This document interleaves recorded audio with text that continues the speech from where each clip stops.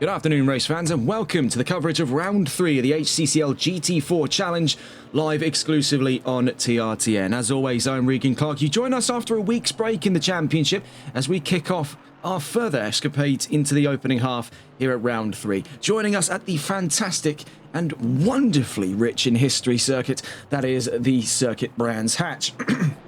Founded in 1950, comprised of 9 turns and 2.4 miles of FIA Grade 2. This used to be the former home of the British Grand Prix and swapped hands with Silverstone on a multitude of occasions over its many years in operation. It's actually eerily similar in terms of its current layout today. Very reminiscent to how things was all the way back in 1960, considering where we were last time we were live, that being on Wednesday for VSR Phoenix. We were also at the Watkins Glen circuit, another circuit known for sticking true to its older format. Brands Hatch is a wonderful little addition to the MSV lineup. Purchased in 2004, is part of a growing roster by Motorsports Vision and is easily its most iconic. Outside of course, its tenure as hosting Formula One, it's also been known to host a multitude of local and national championships, including but not limited to the British Touring Car Championships, Porsche Carrera Cup Great Britain, British Superbike Championship, British F4 Championship, British GT Championship, and MSV's own GB3 and GB4, which are subdivisions of FIA Formula 4, only this time ran under the auspice of MSV themselves. But today, it will host Round 3 of the championship. We're on board with Vladislav Mizin, who took his inaugural win on debut last round at the Nürburgring and now tops the championship standings in a joint first with the introduction of the drop point system. What does that mean? Well, it means your worst result over the course of the entire season will be nullified and will not contribute to your standings in the championship. Right now, with only 2 rounds in, it's a much more jumbled box, as it were, but will slowly level itself out over the course of the next 5 rounds, with this also included. Looking at where he puts him in the championship standings, it's joint first between himself and Asahi Ota as the 2 race winners of this season so far, 33 points apiece. Then joint third behind them, Flitzer Flop and Christian Lebay with 27 points. Then in 5th is Manuel Verzi with 20 points behind him, a joint 6th place between Matthew Copsey and Stephen Sutton at 20 points apiece. Then getting towards 8th position, it's a joint 8th between Sean Robinson and Martin Matinee at 15 points, and then a joint 10th place as well at the back of our top 10 with Tom Wells and Timo De Tosto with 14 points. So it does make a very close top 10, all things considered, and that will slowly start to work itself out over the course of the season at large. Looking at where we're at on the calendar, of course, we're back from a week's break after September 6th, and we're back into the swing of things with a fortnight of races set to come here in Great Britain. Brands Hatch being the first of it. Then you'll join us next Saturday for Snetterton at the end of the opening half of this championship. Then we're getting into that second half where all bars are, what's the word I'm thinking of here?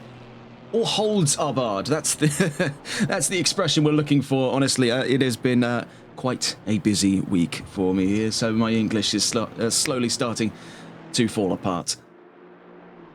As we head about 5 minutes into free practice, that means 15 minutes left to go. Let's get a look at the regs for today's race, and it stays all to the same with 20 minutes of free practice, 20 minutes of qualifying, and 60 minutes of racing. 1 mandatory pit stop for fuel and tyres. Getting a look at the weather, we're seeing no chance of precipitation, so a nice, relatively middle-of-the-road dry race in bright and sunny conditions here in Brands Hatch. Bit of a far cry then from the wet and wild conditions of round 1 and the night racing of round 2. We hit a nice middle ground here, the Goldilocks zone, as it were, for conditions for our drivers today. Looking at how they'll fare up against balance of performance according to pitskill.io, data taken yesterday, it puts Ginetta in the best position to be 25 kilos shed off of the already featherweight G55. Aston Martin and Chevrolet losing both 23 kilos apiece there coming into this round. Mercedes, you can see in the center of your screen at the moment, driven by Vladislav Mizin, will lose 13 kilos. And then coming towards the end of our negatives, we have Alpine and BMW with 4 kilos and 1 kilo. So for the solitary drivers of BMW and Alpine, that being Martin Matinee and Cam Walker, they'll still be feeling a little moment's respite from the otherwise brutal nature of balance of performance, as it has been all season long, and as a matter of fact in all GT4 seasons. For Porsche, they find themselves with 20 kilos, McLaren behind them with only 8 kilos added. So for Anthony Valorio and Flitzer Flop, not an easy ordeal for them by any means. But we've seen what they can do with even worse balance and performance packages. So this is really nothing new. Taking a look around the track here. We also, just bringing back up the regulations, we also have some new drivers for today. Whether or not we'll see them today is another question entirely. Alessio Bevilacqua, Giuseppe Tambora and Casey Miles. So 2 Italians with Aston Martin and 1 American with Mercedes to make round 3 of the championship. You see here, this is Dima Nugumanov, the number 44. And he's sizing up a position inside of that top 10 in qualifying yet to follow. And it is going to be quite an interesting one today because we've got very close margins inside of that front row. Less than 0.3 of a second between the 2 drivers comprising that front row. Just see here, Nugumanov down to the line in the 44. Across the line there.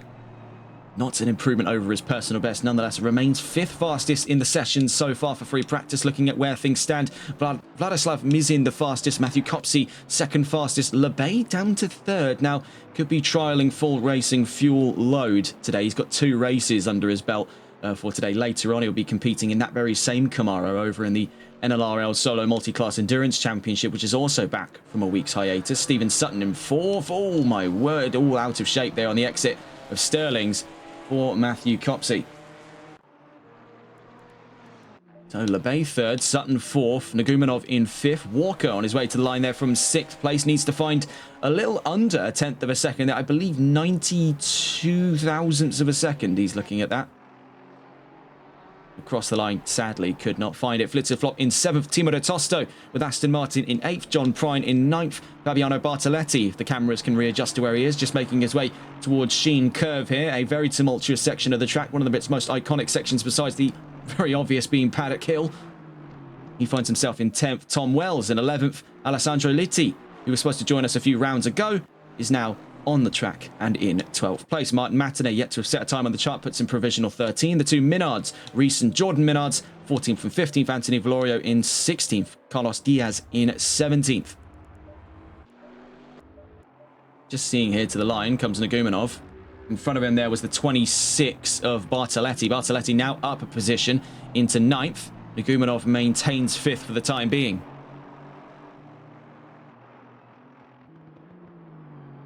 So let's see if we can go and catch on board with some more of the drivers around the track before we get onto the real main event, as it were, being qualifying. A little bit of dust in the rear right wheel there of Flitzer-Flop's McLaren. Now, discussing Flop's results over the course of the season. Now, of course, only 2 results to speak of, with only 2 rounds having been sort of competed for. He's not finished yet outside of the top 5. His worst result this season has been 5th. Best result has been 2nd. So Flop definitely has his chances here to size up the championship at large on currently a very consistent performance. It puts him joint 3rd in that championship alongside Christian Lebay. His worst result was 8th, which happened in last round at the Nürburgring. His best result being 2nd. So both of them have their best results currently on that championship charter because of the drop point system. So both of them having registered only a 2nd place finish.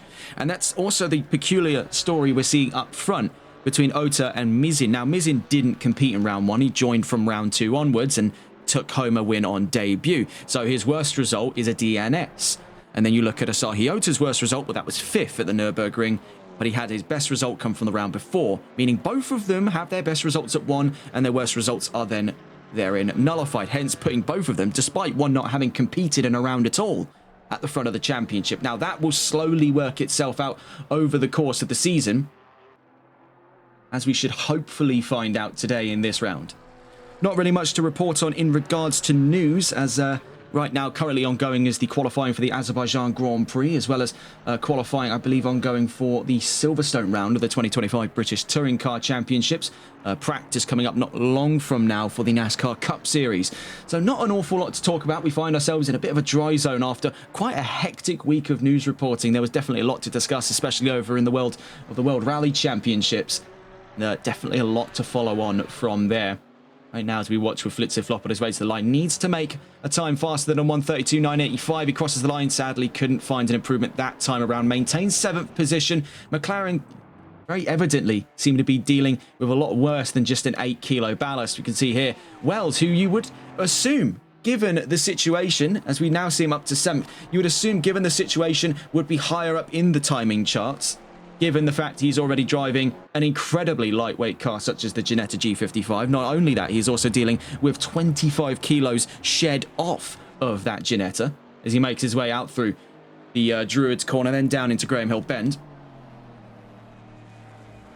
You would assume, and not only this as well, there's not a lot of straightaways except for the Pilgrim's Drop, and even then, the car only just hits top gear. So you'd really think he'd be higher up in the charts, because this is almost the Ginetta's bread and butter. It started its life as a cup car. It was almost made explicitly for tracks like Brands Hatch. It was one of the demons of MSV's lineup back in the day. But making its way up into GT4, it's still a lot to prove here. And that little 3.5 litre Ford Cyclone V6 is really having to beat on all cylinders here to give Wells any chance of a top 5.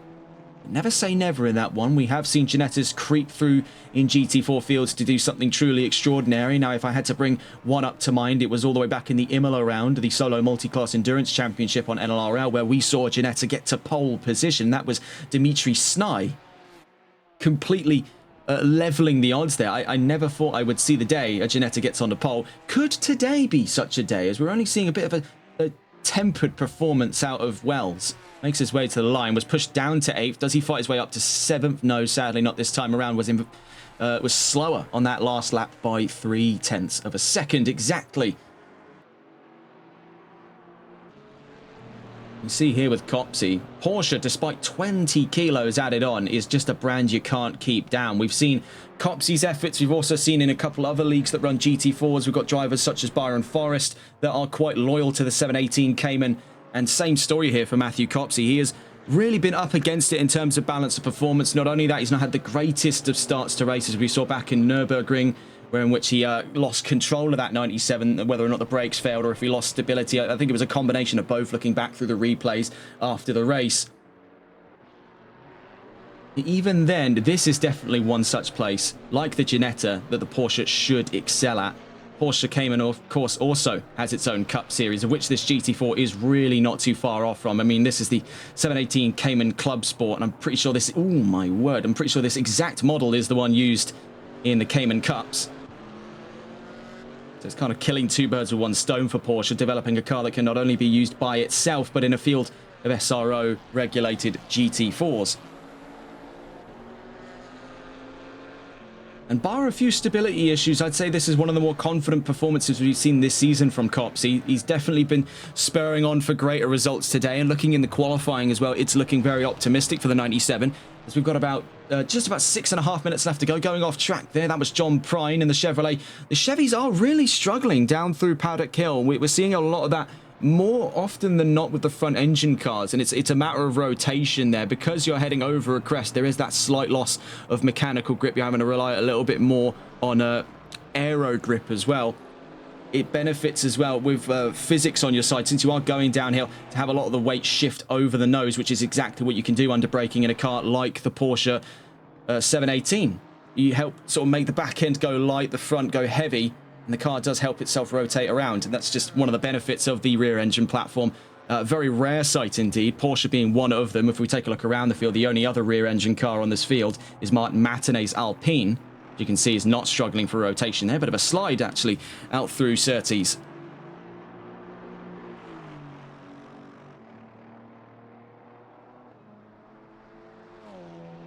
I must say, it was really quite some spectacular fighting we saw out of Martin Matinet. His fight against Asahi Ota in Nürburgring. I mean, we've seen it clipped and posted online, and really looking back on that, it was one of the many great fights we saw out of round 2, if not its greatest.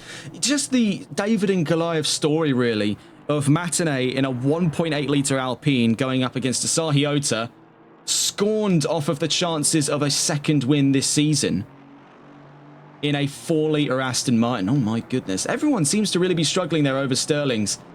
No one really being able to find the line proper. We're still on board with Martin Matinet. He pulls things in there, 411, pulls it to one side before Clark Curve. So with just a few minutes left to go then in free practice, let's see if we can catch on board with a driver just heading down towards the line. We've got Jordan Minards here, so we'll stay on board with him. Hopefully he'll be able to give us a tour here of the Brands Hatch circuit, and already starting us off at the most iconic section of the track, or there I should believe, because that's actually the gravel of Paddock Hill Bend, not Paddock Hill Bend itself. So let's go and catch on board with Flitzer Flop in the McLaren number 979. Currently still in that top 5, then heading down towards turn 1. Hopefully not to visit the gravel, but he's very wide out through there. A little bit of gravel on the left-hand side. So everyone seeming to struggle here. Not enough temperature, so it seems, for the tyres to grip up properly. We'll try and catch on board with another driver here. We seem to be chasing ourselves in circles. Here's Alessandro Litti in the 123 Aston Martin. Martin Matinee just got out in front of him. We're heading down through Paddock Hill Bend at turn 1 here. Is it third time's the charm for the Aston Martin? No, very close, but yes. Now heading down towards turn 2, up through Halewoods Hill and into Druids. This open hairpin right is one of the best attacking opportunities on track. See, Litti is really struggling, and it seems to be an almost universal complaint down at Sector 1 for a lot of drivers here. Just not being able to chain up available grip, and it's the same story for the Aston Martin, despite what looked like a very good balance of performance package. So how many more drivers must I look on board with before we're able to get a conclusive answer as to who can give us a full comprehensive tour with no problems here at the Brands Hatch circuit? So we're on board with Tom Wells in the titular Ginetta. We spoke earlier on the G55 having the best balance of performance package as it heads down through Paddock Hill Bend, now up through Halewoods Hill, now to Druids. And it seems fourth time's the charm this time around. On the exit of Druids, then through Graham Hill, then to the Graham Hill Bend. This very sharp left-hander. We've seen drivers get side-by-side down through here. Very rarely do they stay side-by-side on their run all the way up through the Cooper Straight towards Surtees as we begin the crawl onto the Grand Prix section of the track, exiting what would have been the Indy section at McLaren's. Out through Surtees. The run uphill into what's called the Pilgrim's Drop, and you'll find out for a very quick reason why that is. This huge dip in the road here before we continue back uphill onto Hawthorne Hill, into Hawthorns. This long sweeping right-hander is a real test here of pedal cadence for these drivers, because too little throttle, you're not getting enough speed. Too much throttle, you're understeering. Out through Westfields, through the Dingledale, and in towards Sheen Curve. Now this is a blind uphill right-hander here. Now, we've got a slightly better view of things as we're looking over the dashboard. For the drivers, though, behind the wheel, it is not going to be so easy to see over that section. Do expect there to be trouble out through Sterling's big step out of oversteer for the 22 of John Prines, which puts him and Tom Wells side by side. They head up through Clearways, now to the Clark Curve at the last corner here, turn 9. On their run down toward the Brabham Straight at the start-finish line there. There is finally, after much deliberation, your full tour of the Brands Hatch circuit, courtesy of Tom Wells in the 818 Ginetta. Well, we're only about 2 minutes left to go here in free practice before we're on to the discussion of qualifying. I am thoroughly looking forward to seeing how that plays out. Let's get a look then at the timing charts before the end of today's free practice. Vladislav Mizin continues to lead the timing charts here. The Ukrainian talent has been an absolute breakout sensation since his debut at the Nürburgring, and he's looking for double trouble here in Brands Hatch. Christian Lebay in second by just over 3.5 tenths of a second. Timo de Tosto in the number 58 Aston Martin makes third. Matthew Copsey down to fourth. Anthony Valorio in fifth. Dima Nagumanov in sixth. Flitzer Flop seventh. Stephen Sutton in 8th, Cam Walker 9th, and Tom Wells, who we just watched the tour of Brands Hatch with, in 10th. Jordan Minards in 11th, Martin Matinee 12th, Reese Minards in 13th, Fabiano Bartoletti in 14th, John Prine in 15th, Alessandro Litti in... 16th, Carlos Diaz 17th, and Manuel Verzi in 18th, but is out on track to set a time, hopefully before the end of today's free practice session. If not, we'll be hopefully seeing him later. Manuel Verzi, of course, was part of that iconic fight to the podium back in the opening round at Monza. Who could forget a fight like that? Now we just eagerly await to see. About 35 seconds left to go in free practice before we get on to quali.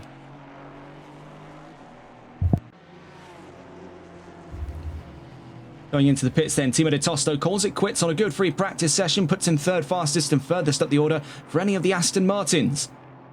So great resolve there by the American in the 58. We'll be seeing him soon then over the course of qualifying today.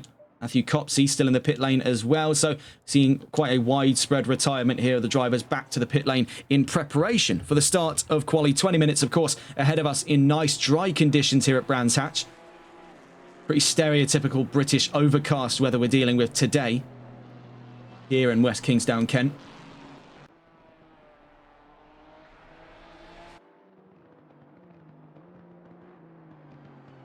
Watching with Wells. Among the final drivers left on track doing those flying laps. We've got about 3.5 minutes for for them to wrap things up, as it were. Wells was just pushed out of the top 10 then by Walker and Minards.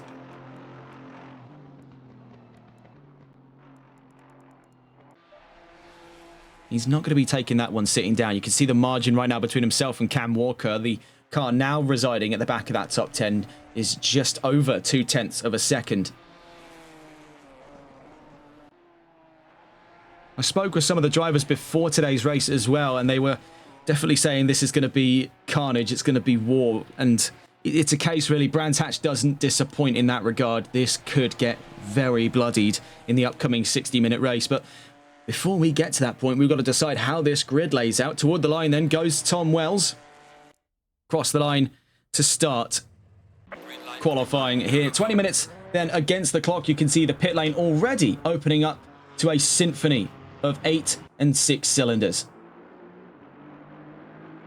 Watching here, Christian Lebay now second out of the field, as first onto the field is Stephen Sutton in the number 7 Mercedes on his way down towards Druids. Stay on board with the Mercedes as we discuss the look of the qualifying predictions. Now, it is looking juicy at that front row. Asahi Ota, I believe, I'm not actually 100% sure, is he in this session? No, it doesn't appear to be the case. So it is quite a pity then that Asahi Ota is not in the session, because that would have meant, I should say, that the division there between the front row is just, I think, a little over 0.3 of a second there. Still very, very close and still up in the air, in my opinion, as to who could take pole position. Right now, it pictures Lebay in a much more controlling pole position, as that gap now opens up to the nearest car to him, being Anthony Valorio, who's about 0.6 behind, as opposed to 3. So that puts Lebay still at pole, and that pushes Valorio up to second, Nagumonov up to third, Ditosto to fourth, Sutton to fifth, Diaz to sixth, Verzi to seventh, Walker to eighth, and Bartoletti to ninth. Still looking at those times, and I want to draw close attention here to the times down. I believe it's 8th and 9th. Actually, no, not 8th and 9th. Sorry. It is 5th and 6th there. Timo De Tosto and Stephen Sutton. Sutton on your screen at the moment in that number 7 is only off from the time of Timo De Tosto in the Aston Martin by, looking at it here, 0.005 of a second in qualifying predictions alone. Bear in mind, it is a primarily V8 dominated crowd here. In fact, I believe pretty much all besides one vehicle are comprised of 8 cylinders there. The only other being the inline 6 on the BMW of Cam Walker, down in 9th on the prediction charts, of 133.225 from the American. Also seeing it's a primarily AMG V8 dominated field, because you can see for just the timings alone, Ota, Aston Martin, Nagumonov, Mercedes, Ditosto, Aston Martin, Sutton, Mercedes, Diaz, Aston Martin, Verzi, Mercedes. Bartoletti in 10th there, now actually pushed up to 9th if Ota doesn't join us in today's session. Also an Aston Martin. All of them using the M177 or the M178 4-litre bi-turbo V8 engine developed by AMG.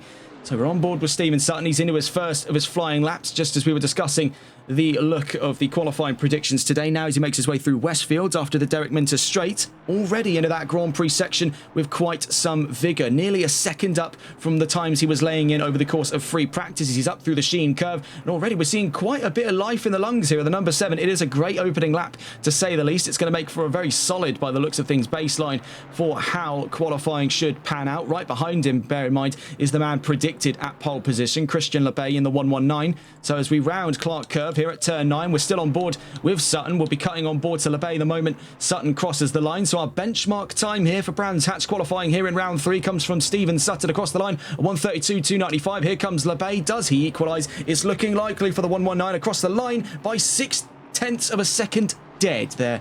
He's up to pole position, 131.695. Manuel Verzi lays in a time good enough for third. That's pushed down to fourth by Dima Nagumonov. We see Flitzer Flop, Jordan, Reese Menards as well. Both of them all joining the timing charts. Reese Menards 6th, Jordan Menards 7th, Flitzer Flop in 5th.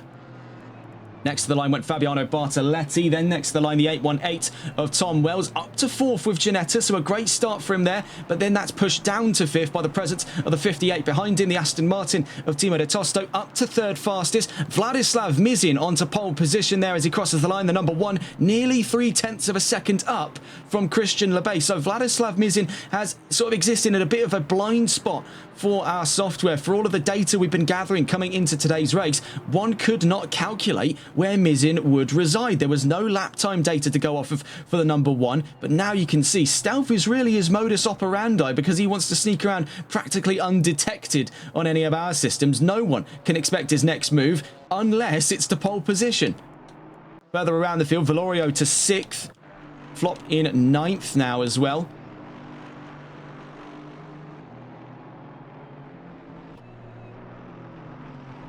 Up and around the Sheen curve, we watched there with Flitzer Flop. Now pushed down to 10th there. Carlos Diaz in 8th place now with Aston Martin. Only 15 thousandths of a second ahead of Manuel Verzi, who's on his way down towards the timing lines as we speak. Lebay retakes pole position by nearly the exact same gap. Matthew Kopsey's up to 3rd. Verzi's to the line, and he's up to 6th. Right behind him, Dima Nagumanov, still 4th place after his last lap just gone.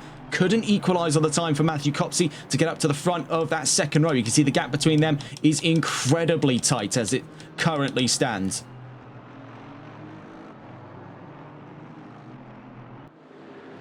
The 818 of Tom Wells maintains a top 10 position. We see Timo de Tosto now blast his way into 3rd. So just under, actually just over, I should say, 5 minutes, 5.5 minutes as it stands right now into qualifying. And it's already been a tit-for-tat, blow-for-blow performance on all fronts here, namely up on that front row, because on that last lap, Vladislav Mizin couldn't equalise for pole position, but he is dangerously close to being able to do it on this lap here. He needs to make 78 thousandths of a second to retake pole position from Christian Lebay. It is an all-out brawl between Mercedes and Chevrolet. Lebay, by the way, over the course of the season, has yet to pick up a win. We've seen his expertise in GT4, but here in HCCL, it's been quite the struggle for the Canadian talent. So he still goes without a win here in the GT4 Challenge. And bear in mind, he went to take the championship home in the season beforehand here on HCCL, so we know what he's capable of. It's just been, by all accounts, a bit of a rough start for the 119 over the course of the last 2 rounds. Asahi Ota won in round 1 in Italy, and then in Germany, it was Vladislav Mizin, currently on your screens at the moment. Could we be looking at consecutive wins here out of Mizin? By the looks of things, he is looking rough and ready to do so. Matthew Kopsey in 3rd then. Timo de Tosto is pushed down to 4th. Dima Nagumanov in the pit lane at the moment, 5th. And then right alongside him there, Manuel Verzi in 6th place. Stephen Sutton in 7th. Tom Wells down to 8th. Anthony Valorio 9th. And Flitzer Flop maintains the top 10 position. Carlos Diaz in 11th. Cam Walker 12th. Jordan Minards in 13th. Martin Matinee 14th. Reese Minards in 15th. John Prine in 16th. Fabiano Bartoletti in 17th. And Alessandro Litti on his way to the line to set a time on the charts here, hopefully. Sadly, not this time around. Real struggles then for the 1-2-3. Vladislav Mizin retakes pole position, and he's opened the taps up on that one there to 442 thousandths of a second, 4/10, 400s and 2,000s to be exact. What is the rebuttal then by Christian Lebay? We're nearly halfway into qualifying, and we cannot yet decide who's going to come out on pole position. Both of these drivers pushing each other to the absolute limit there. Vladislav Mizin being the first among the field to break into the high 130s in today's qualifying session. 12.5 minutes left to go. We can see Lebay taking things I can't tell whether or not that was yes, so he is taking these a little bit slower, just warming up the Chevrolet for a run, and dare I say it, that is the presence of the number 55, Asahi Ota, is in this session. So there is now a new combatant in the ring here for pole position. Asahi Ota was no less than 0.3 of a second away from Christian Lebay's time, so we could be seeing a gun towards that front row by the Aston Martin, looking to retake the mantle of a race win after missing out in the Nürburgring at round 2. This is going to be an exciting second half to qualifying. It's already been quite a hectic opening half here, especially up in that top 5. Namely, some heavy hitters there besides the obvious at the front row have been that of De Tosto. He's been frequently up and around those podium positions over the course of qualifying today. Tyler Vermack in chat asking who's fighting for the championship in this championship. Right now, it's a joint lead between Asahi Ota and Vladislav Mizin after 2 rounds in. The drop point system putting them in equal stead. And then looking further down the line, if we bring up the results on my second monitor here. We can't actually bring the scroll of it up, otherwise it will cancel out the timer. We watch here with Mizin. Lebay not too far away either. He's on his way into the Grand Prix section.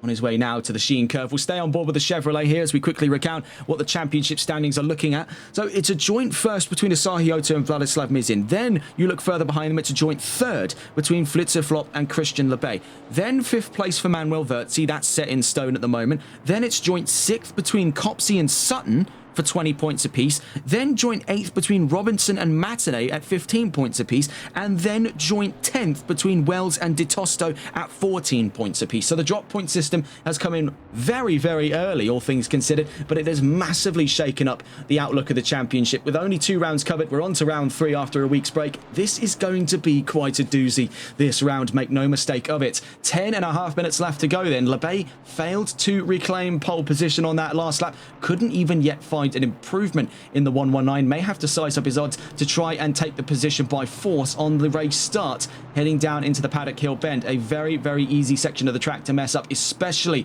with everyone on the field backing you up down into turn 1.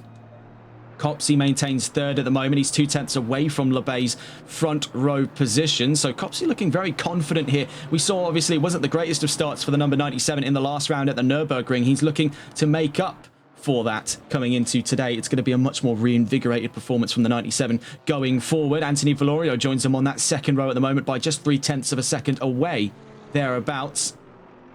Heading up the field for McLaren, and I must say it is really quite a variety box of manufacturers here inside of that top 6, as we saw most recently a time out of Martin Matinee to push Alpine up to 6th place. So he was down and out of the top 10 in the last couple of laps here, but Martin Matinee has really found a spring in his step to put the Alpine up to 6th. The 411 now up and ahead of Sutton and Nagumonov and Verzi for what would have otherwise been Mercedes all the way behind the top 5.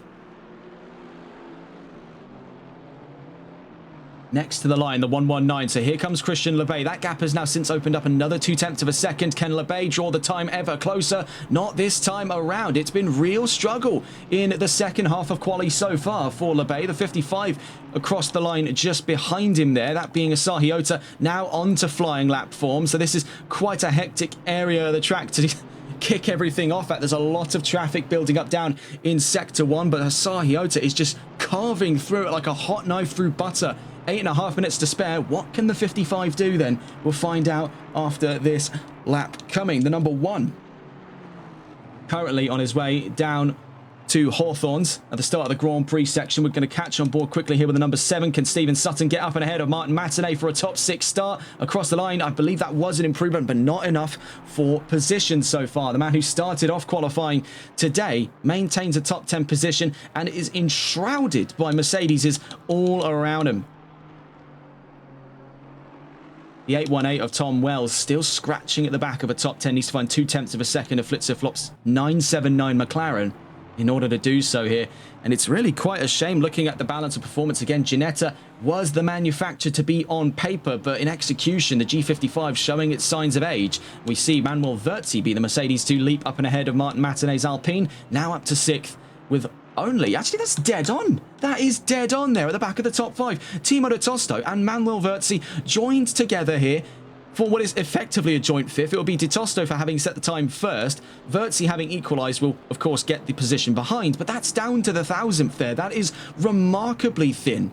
And bear in mind, they're not too far away at all from the cars behind them. Martin Matinee only off them by looking at it here, 38 thousandths of a second, and then looking further behind to Dima Nagumonov and the number 44 Mercedes down in 8th position. They're only off him by 68 thousandths of a second. So this is remarkably thin between 5th, 6th, 7th and 8th there, all towards the back of that top 10. The real story up front is that between Mizin and Lebay. And we see Asahi Ota, having crossed the line earlier on, was only good enough for 9th on that lap. Now, could that be chalked up to teething issues with the setup on the car? Whether or not it's been the case, he's not had a lot of time to prepare. As we saw, he was a late join to this session. Or has it been the case that traffic has gotten in the Japanese talent's way? We've seen plenty of solid qualifying performances from the 55. Is this just a flash in the pan then for the Aston Martin? Only time will tell. 6.5 minutes left to go.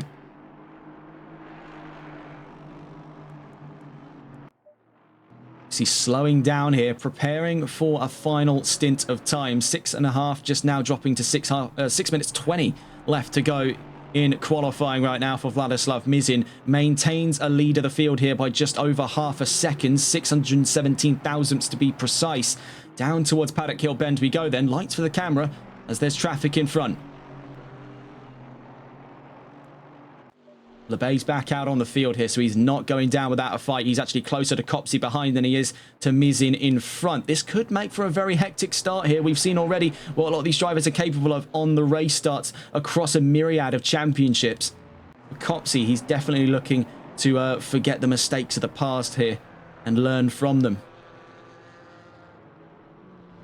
I do beg to wonder, what is that start going to look like from Copsey? Because we've seen on a multitude of occasions, GT4 and GT3 respectively, Porsche is a very, very sprightly brand to be racing with. Their cars are fascinatingly nimble. They are almost unparalleled for braking capacity on the grounds that you don't touch the grass, but that's another story for a completely different time.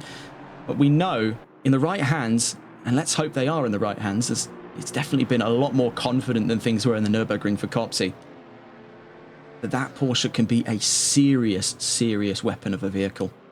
5 minutes left to go then. Mizin maintains the lead, but he's stuck behind here. One of the Mercedes cars, that's Rhys Minard's in the 666, having let him pass there out through Sterling's. Puts Mizin down a peg there for trying to extend the margin. 1 minute 30.550 to beat. Can he do so on this lap? Was he getting a little bit of free slipstream there, or was he being held up by Minard's on his way to the line? It seemed to be the former more so than the latter. Lebey's on his way down towards Hawthorne Hill.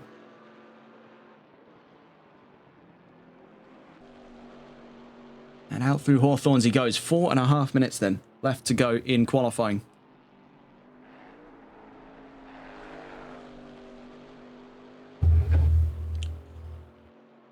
Right now, it is a story of 3. I do want to quickly see here, having crossed the line again, maintains 9th position. Asahi Ota has definitely not had a lot of time to prepare for this one. You can see how close the gaps are getting now towards the back of that top 10. It is ferociously close. It is blink and you'll miss it in most regards there, almost quite literally, because take a look here from Timo de Tosto, 5th place, to where Asahi Ota's standing in 9th.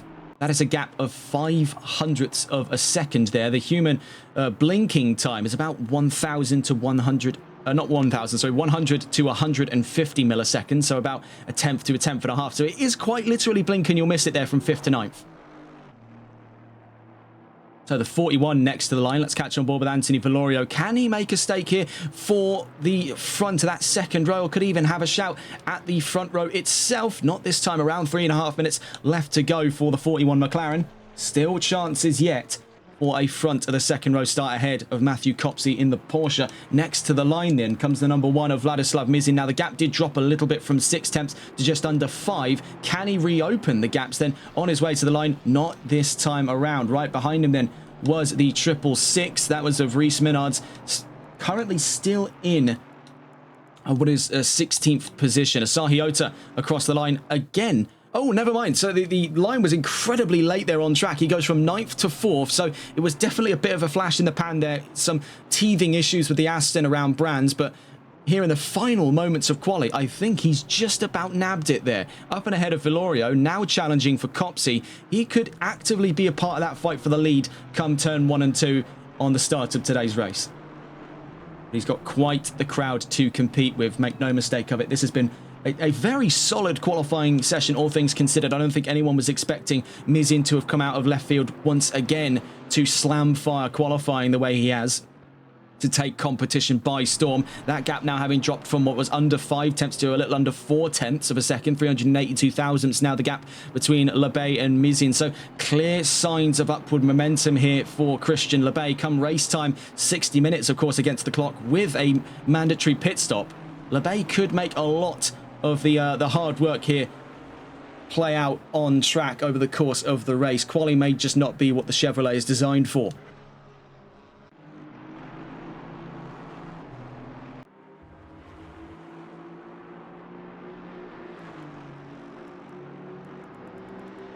Just across the line then went the 22.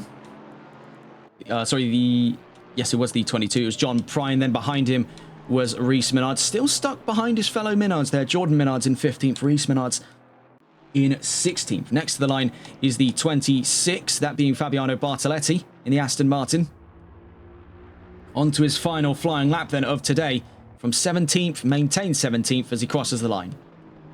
Next comes the 58. Timo de Tosto's had a very solid qualifying session so far as he crosses the line from 7th. Sadly, no position improvement there, but you can see how close the margins are. Now, it is a little bit inflated by that front row there because they've put such an impressive gap to their contemporaries in the top 5. Then you just look further behind here and you're talking, in most regards, thousandths over hundredths here. I mean, that's 9 thousandths of a second already between Valorio and Vertzi. Then you look behind here and you've got 46 thousandths of a second, so 400ths and 6 thousandths between Vertzi and De Tosto. Then behind him, you've got 3 thousandths of a second between De Tosto and Matinee. And then you've got 7 thousandths of a second between Matinee and Nagumonov. Oh my goodness, that is nearly a huge clatter against the wall, but that is the end of Timo De Tosto's time in qualifying. Had ever I seen one, you have to settle for 7th place. Not the way I imagine he wanted things to end here, but continuing on that discussion, from 7 thousandths of a second, then we expand out to a full 10th of a second between Nagumonov and Sutton to round out that top 10. So the margins are thin, extraordinarily thin, you could definitely make the argument for. So at the end of qualifying, next to the line comes the, I believe this to be the number 55, so that's Asahi Ota. And so it stands. In comes the Japanese talent to the paddock and will maintain 4th place. So definitely a last of the last second spur of confidence here from Ota. Joined the session late in and really come down to the wire when it came to his qualifying times today. He puts himself in a solid top 5 position. Here comes the 44 next of Dima Nagumonov.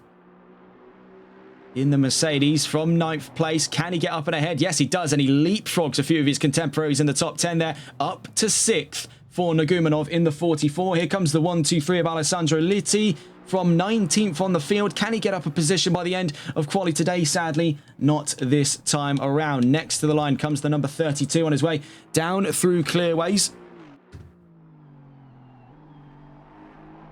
And this is Carlos Diaz in the 32. It's gravel over the exit of the Clark curve, so it's definitely going to slow him down a ways. That isn't likely to be an improvement there, as he's took a very hefty chunk of grass with him at the end of qualifying today, but that has been incredibly close on all fronts inside of today's qualifying session. The bottom line, Vladislav Mizin on pole position here in Brands Hatch.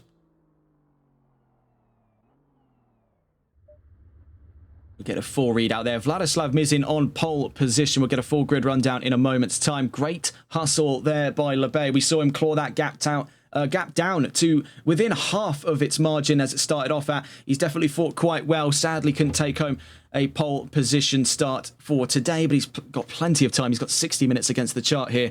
All is still yet to fight for between these two, and I am expecting quite a hectic start, as is tradition here at Brands Hatch. With a record high 19 drivers for Brands Hatch, one of the most packed out grids I think we've seen here at the Brands Hatch circuit over the course of multiple different championships under our belt of coverage here in TRTN. This is going to be quite an exciting first here at Brands.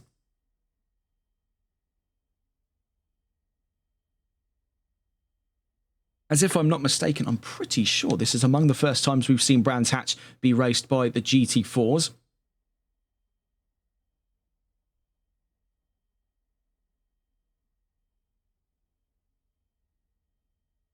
So we'll get onto that discussion of the grid in a moment's time then. As mentioned before, not really many bits of news at the moment in terms of motorsport. Of course, the qualifying for the Azerbaijan Grand Prix still going on. And I believe, oh yes, so this is quite new. I did see this in the Twitch chat earlier on. I just wanted to make sure I could verify it. Charles Leclerc has crashed out of Q3. I mean, if it was going to be anyone, innit? If it was going to be anyone, it was more likely than not to be Leclerc. Something about that track is it's just got that boy cursed.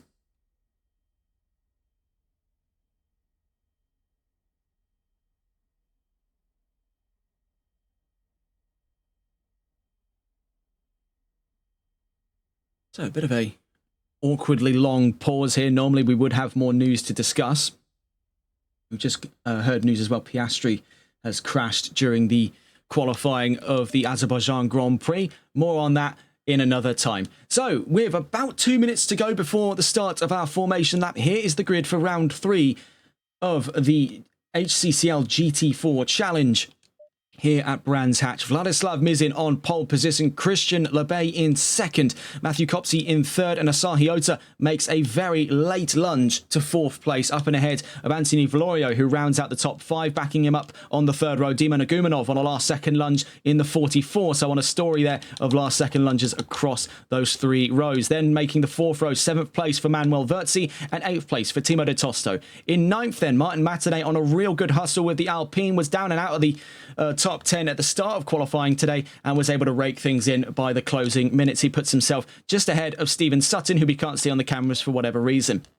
Flitzer Flop in 11th place, Tom Wells in the solitary Ginetta in 12th, Carlos Diaz 13th, Cam Walker 14th. The 2 Menards then Jordan and Reese Menards 15th and 16th for the 8th row of this grid today. Fabiano Bartoletti in 17th, John Prine in 18th, and Alessandro Litti in 19th. Sadly, none of those new drivers we spoke of earlier on are in today's race.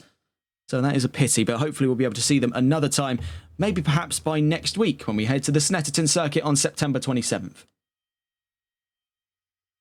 So for Mizin here, he's looking for double trouble. We knew what he was capable of. He was a nigh unstoppable force in the Nürburgring last round. Now as he heralds the front row, could he just take this one away and smooth sail his way to an easy victory with an hour to go then? And a pit stop in tow. What can he do with the rest of the grid bearing down on him? 19 cars in all as we begin at the start of the formation lap. We're on board then with Vladislav Mizin on pole position.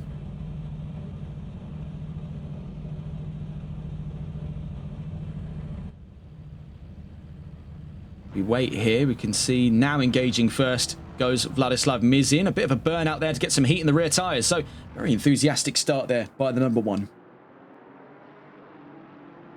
To recount what the championship standings are looking like then, here as we head into the race for round 3, we can see it's joint first between Asahi Ota and Vladislav Mizin, 33 points apiece. Flitzer Flop in joint third with Christian Lebay with 27 points apiece. A decisive top 5 for Manuel Verzi worth 20 points in the championship. Then further behind, a joint 6th place between Matthew Kopsey, and then looking further down the order with Stephen Sutton, both of them with 20 points apiece coming into round 3. And then a joint 8th position between Sean Robinson and then looking further behind, Martin Matinee, both with 15 points apiece, and then a joint 10th between Tom Wells and just outside of the charts here, Timo de Tosto, 14 points apiece. So very, very close and still very much left to be decided here as we head into only the 3rd round of 8, as we're getting closer and closer to the end of that opening half, and that's when we really start to see the vices close down here in most of the championships we've ever covered. The intensity is only going to keep accumulating now. If we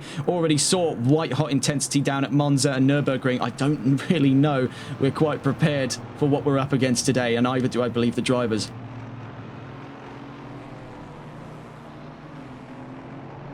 Now, Lebay has put himself in a pretty solid position. Now, one would consider, well, what on earth are you on about? Because he's starting to the outside at Paddock Hill Bend. But if he can get a very aggressive line on the exit of turn 1, he could definitely attack down towards Druid. And we've seen that as a pretty commonly utilised strategy in the world of racing around in Brands Hatch across a multitude of different disciplines, GT, touring cars. We've even seen the likes of it as well in the very early days of Formula 1. It is not impossible to suggest that you can slingshot the line out through turn 1 in cars like the GT4s. They are just as capable as every other machine on the GT roster. We cut away from Mizin for a moment here as we look further around the field. Stephen Sutton now in the top 10. As we do see, there is one pit lane start. It's for the 41. Let's see if we can get a look here. Anthony Valorio starts from the pit lane for McLaren. Now, does he know something perhaps we do not? And is he trying to maybe avoid some of that crunch zone of which he would be invariably part of coming into the opening lap? Well, without further ado, we've not got much more time to discuss here. Theory will only take you so far, and it's about to take our drivers 60 minutes into the future. Here, 12:04 p.m.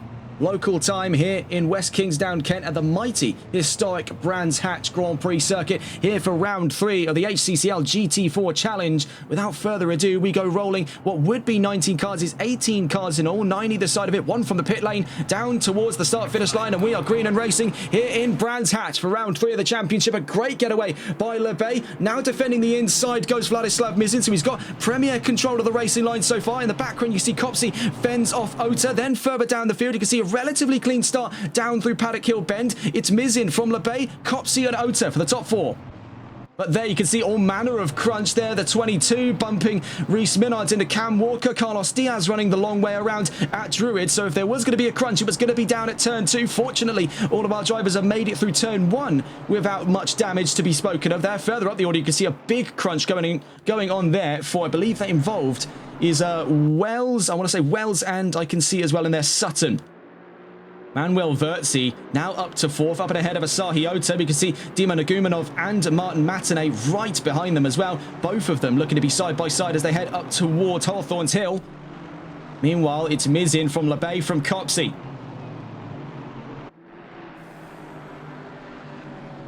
Looking here from Manuel Verzi's point of view, he has got quite the weight on his shoulders there. He's made his way up to 4th position on that race start. Now he's going to have to start to defend for that position because Asahi Ota is locked onto him there. He's got both barrels facing down that Mercedes. Right behind him, you can see as well for Matinee and Nagumanov is an incredibly close fight going on for 6th place. So let's see if we can get a look on board with them as well. You can see Flitzer Flop's now back into the top 10. He's moved up from 10th to actually, I believe, 9th there. So a great hustle from the start. Valorio down through Sterling's is quite a distance away. Is hoping for calamity further up the order. Cam Walker outside of the top 10 at the moment, but fending off from Reese Minards, Carlos Diaz and John Prine. All involved in a bit of a crunch there. This was the battle we were talking of earlier. Involved there was Tom Wells and Stephen Sutton. Now Wells into the top 10. Sutton outside of it. Nagumanov trying for an inside move there, tucks back into the racing line behind Matinee. It's contact between the pair of them. That's gone horribly wrong for Martin Matinee, turned around by Dima Nagumanov, so it seemed, on his way down through Druids. Let's get a look at it here. So we were watching from Tom Wells's point of view.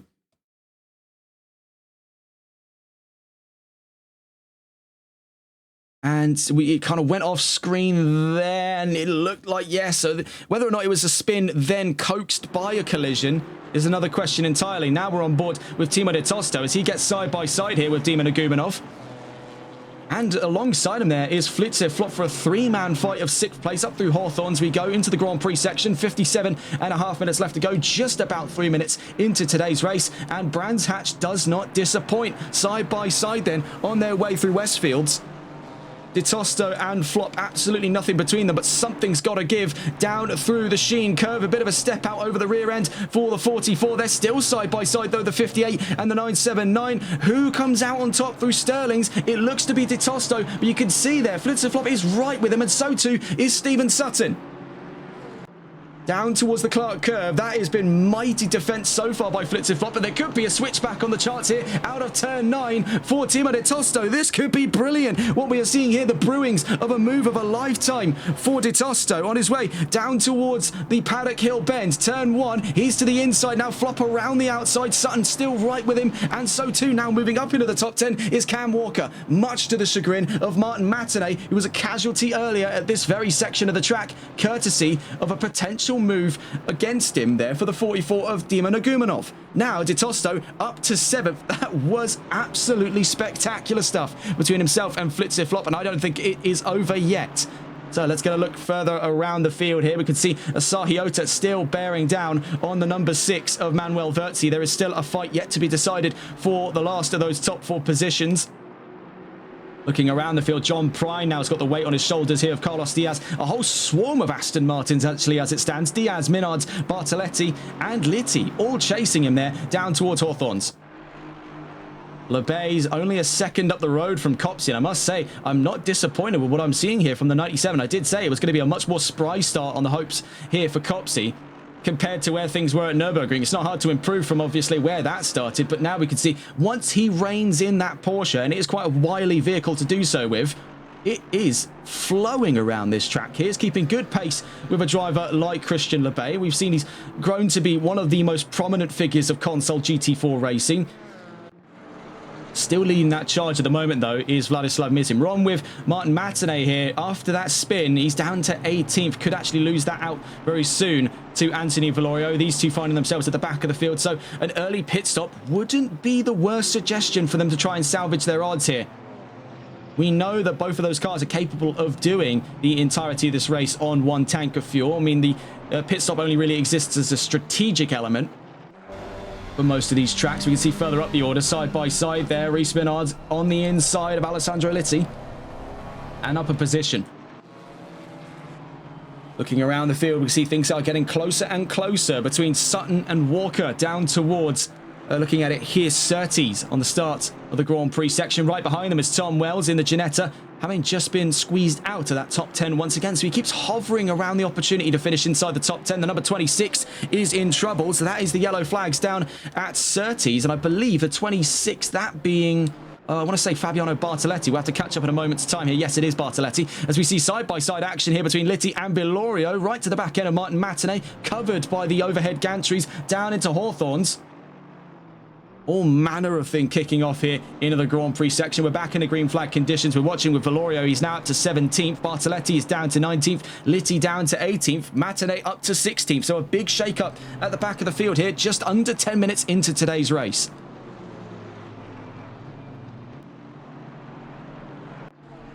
Looking back in with Cam Walker v Stephen Sutton, this is getting incredibly close now, and I do look forward to seeing how this plays out. Two German juggernauts there, Mercedes and BMW. Rivalry as old as touring car racing itself. Now making their way down through Paddock Hill. Catch up with them in a moment's time. We can see Tom Wells' point of view of things here as he makes his way through Druids.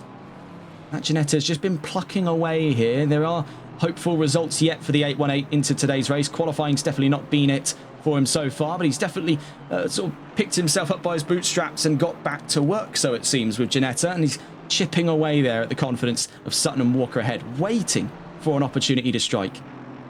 Copsey there now 1.6 seconds away from Christian Lebay, so dropping away just a tad from the last time we saw him. We can see in the background Asahi Ota now up and ahead of Manuel Verzi. We missed out on that move.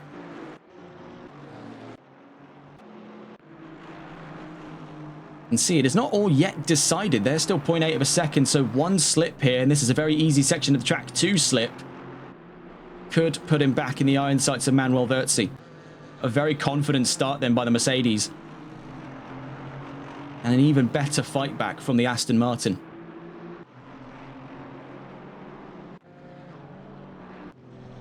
Looking around the field, we're back in with Martin Matinee now having lost out position, but could yet fight it back here with a bit of a slip over the Sheen curve for Anthony Vilorio's McLaren. Bear in mind, both of them squeezed up against the back end of the 666 Mercedes of Rhys Menard. We can see Vilorio trying for an inside move here at Clark Curve. Could he make this one stick? As going around the outside goes Rhys Menard. A big snap of whatever you could have called that. I think it was an overcorrection from Martin Matinee. We saw the beginnings of some oversteer and he snapped it violently back into shape. But Matinee has done very, very well there to keep the car out of trouble. But he has lost a bit of time over the course of not only that last lap, but over the course of just one corner. He's now only half a second away from Menards, but more poignantly, Vilorio is now 1.1 seconds ahead of him.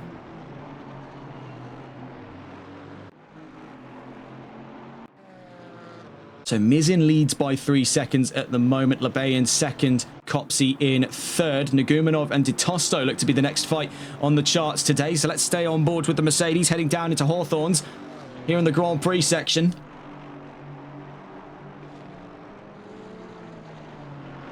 As we watch the beginnings then of that fight for 6th place.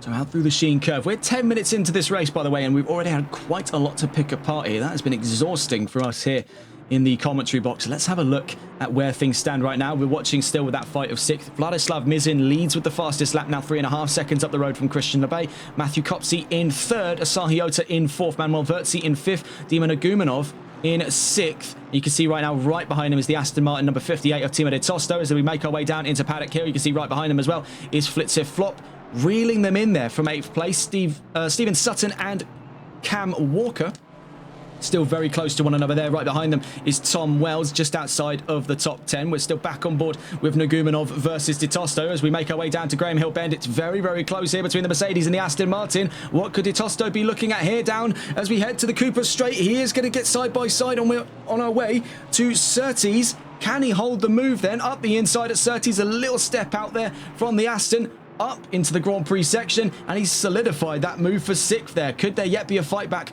by Dima Nagumonov is another question entirely.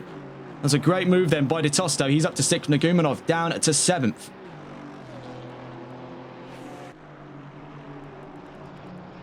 Very, very solid stuff indeed. Watching here with Nagumonov making his way out through Westfields, now through the Dingledale and up towards Sheen Curve. Right on the back end here of Timo DeTosto. Praying for some kind of problem for the Aston Martin. Up the road as well, we saw Manuel Wirtzi's now slipped 2 seconds behind Asahi Ota. We saw a lot of dust there on the exit of the Sheen Curve. Could be perhaps an indication as to where a lot of his pace has disappeared off to.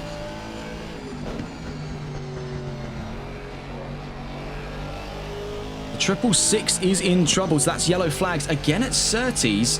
And I believe the 666 just, yes, I believe that was him disconnecting from the session. So sadly, 666 then is out of the session. That's Minard's.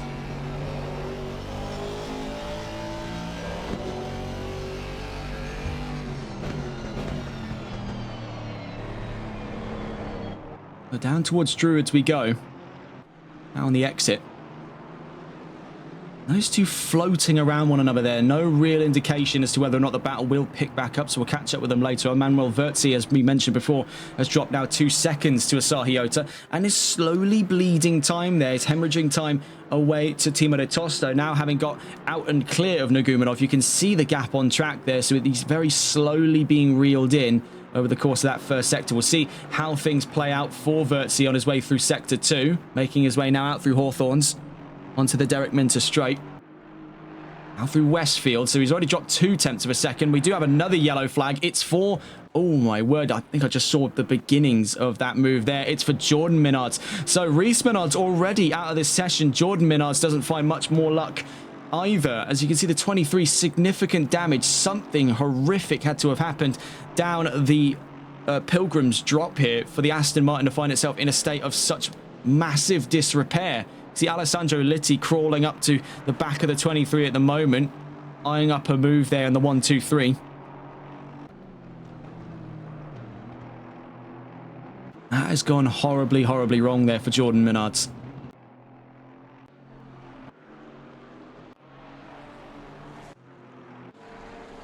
So in the meantime as well, we've seen the Valorio has now gotten up and ahead of not only Wells, but Prine as well. So Wells taking a very early look into the pit lane. Now let's get a look on board.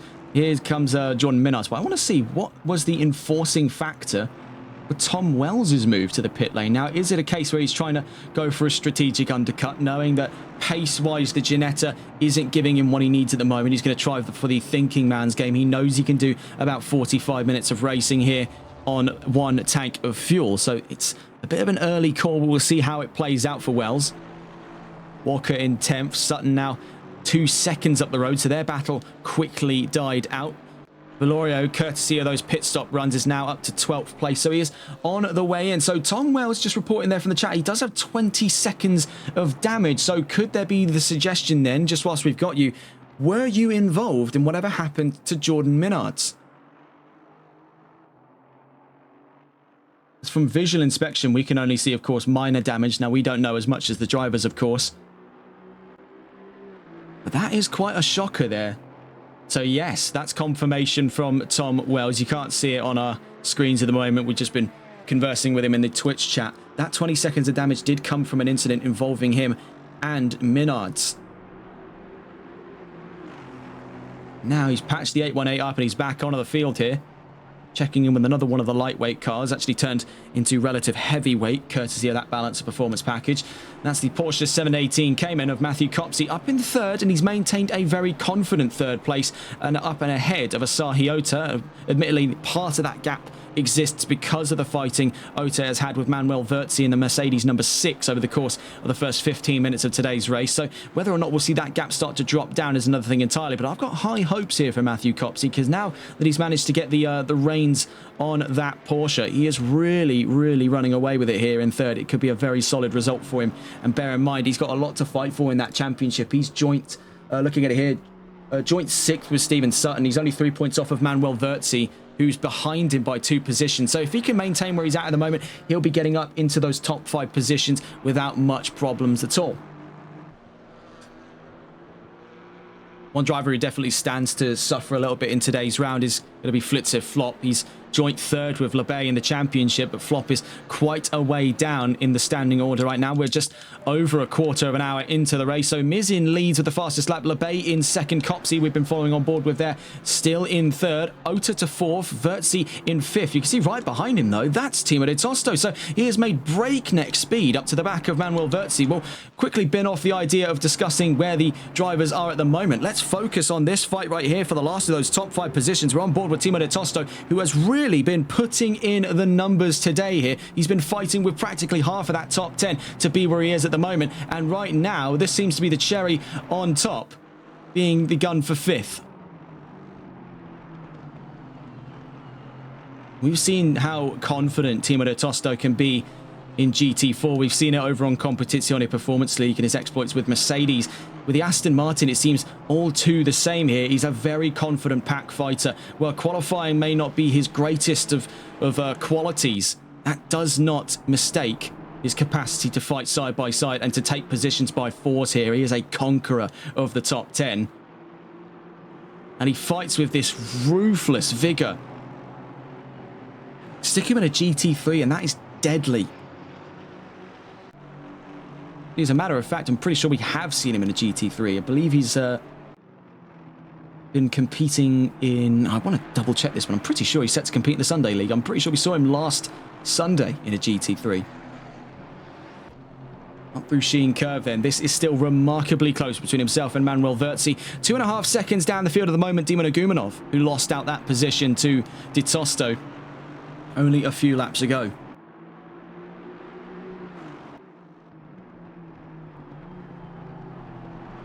So out through Clark Curb, it's very close there, trimming it across the nose. The number 6 of Manuel Verzi dives for the pit lane. Timo de Tosto promoted to 5th. Now with just over a quarter of an hour into the race, he's got quite a solid gap there to Nagumonov as well. Courtesy of those earlier pit stops, Diaz now up to the top 10 in the 32 Aston Martin. Looking for where our nearest fights on track could be coming from at the moment. We are a little bit starved for choice here, as we do hit a bit of a strategic roadblock in this race with quite a mixture of pit strategies, both forced and not forced.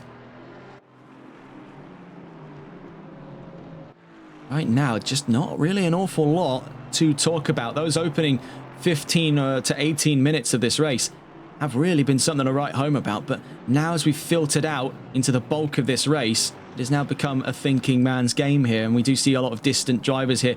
A very definite show of the skill ceiling in this championship here, where we're seeing the top 5 all separated by multiple seconds from one another. No one's near each other here. They're all just chipping away at the lap times. It has become, for the top 5 right now, after the last of those moves there by De Tosto, it has become a little bit of a glorified time trial for these drivers today. Hopefully we'll see some of that crunch come back in towards the end of today's session when we see the drivers draw back in on one another after the pit stops. That's usually what we have to sit here and wait for, because now a lot of those battles have been pushed to the side here. Could be seeing one yet on the horizon. We're seeing, from the point of view, Fabiano Bartoletti closing in on Alessandro Litti. Bartoletti was in a spot of bother earlier on in this race, in the 26, down at it was down at Surtees.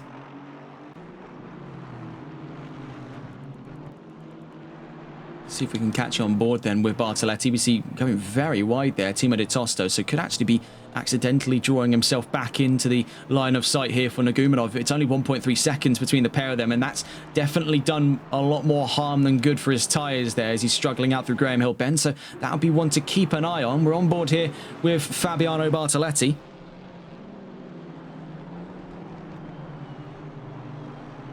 Down through the paddock hill bend. Right now fighting for 14th.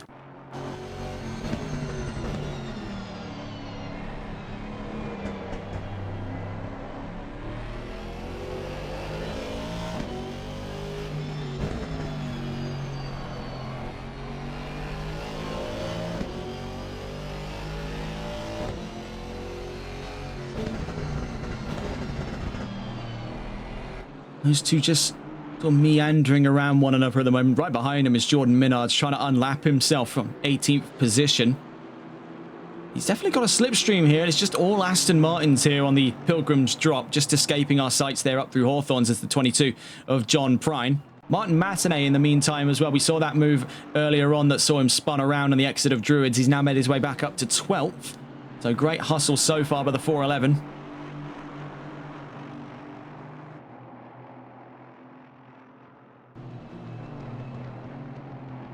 Running all manner of wide there, Jordan Minards. Definitely been a race to forget so far for the Minardses.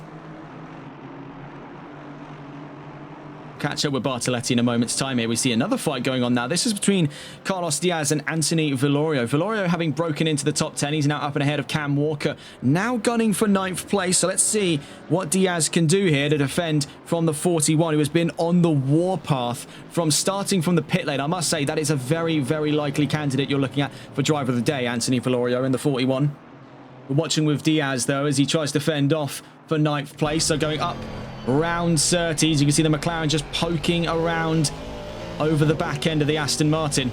He's on him like a bad habit right now on his way down to the Pilgrim's Drop, so he's got that room for around the outside. Diaz holds the inside on our way up Hawthorns Hill. Now to Hawthorns. If the gantry could get out of the way and we can actually see what's going on. Going for the long way around is the 41. The 32 holds him off. So heading towards Westfield, out of the Derek Minter straight. This could get nuclear. It's a very tight section of the track coming up. Filtering back in from behind then goes Anthony Villorio, watching with Carlos Diaz as we head through the Dingle-Dell. There's Cam Walker right behind Villorio as well. Up through the Sheen curve, right up to the back end there, almost pushing him through the Sheen curve at turn 7. Now through turn 8 at Stirling's. I must say, this is a spectacular fight we're seeing here. I want to try and get a look on board with the McLaren's point of view of things. Let's see if we can get on board with Anthony Villorio on his way out of the Clark curve.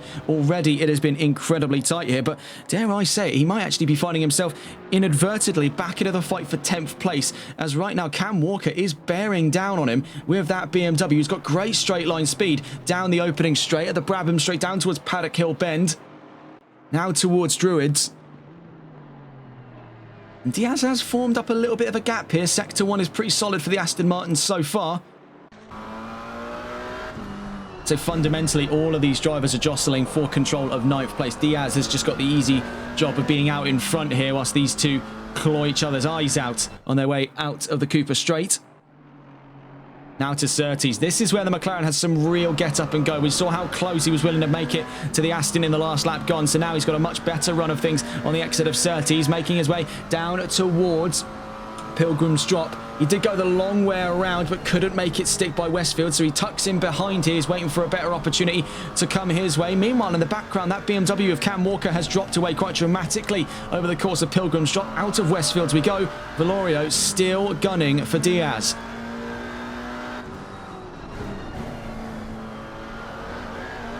You can see the amount of rebounds there on the right side suspension on the McLaren. It makes it super uneasy on these quite heavy curbs here in Brands Hatch. Still quite a old school style track, much like another track we've been to this week, being Watkins Glen International. That was over on VSR for the Porsche Cup Series in Season 9.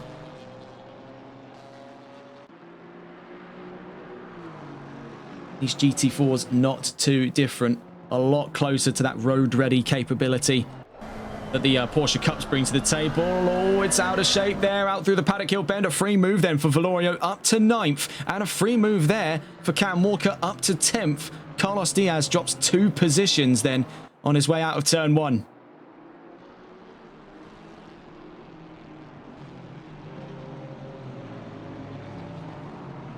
So a cutaway from Villorio. Now we can see from Walker's point of view here. He's got a much clearer line of sight. He's not going to have to worry about Carlos Diaz getting in the way of things here in his pursuit of Anthony Villorio. Now we know how solid the BMW is in a straight line. So let's see what Walker can do here in his pursuit. Now, he lost a lot of time over the course of the last lap, and I think that was just due to a poor exit of Surtees combined really with an even worse run through Hawthorne. So you can see that the McLaren is super maneuverable, even in these longer-winded corners. That turning, that's a sort of center of gravity that the car is able to exploit.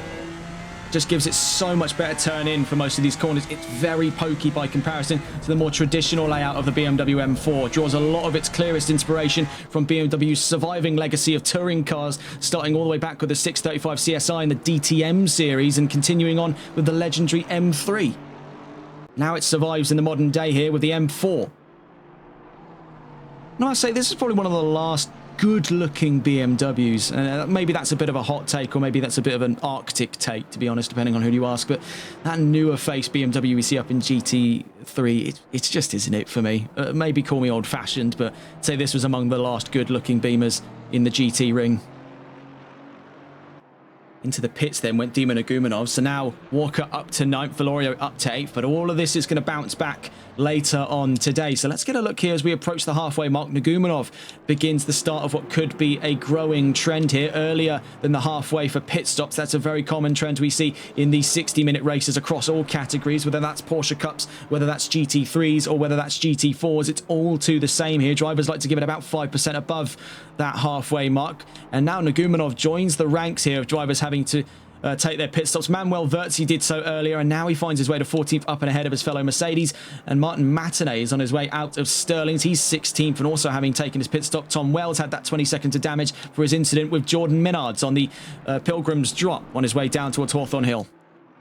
So right now, as we get towards the halfway mark of the race, now this is all subject to change, because right now we can see already inside of our top 3, now to the top 4, now to probably the back of the top 5 in a moment's time. That's Matthew Copsey into the pit lane. So that's our next one on the charts here. Let's have a look to see where the next ones could be coming from. The 979 of Flitzer flops down towards the line, and he's not been followed by anyone going into the pit lane.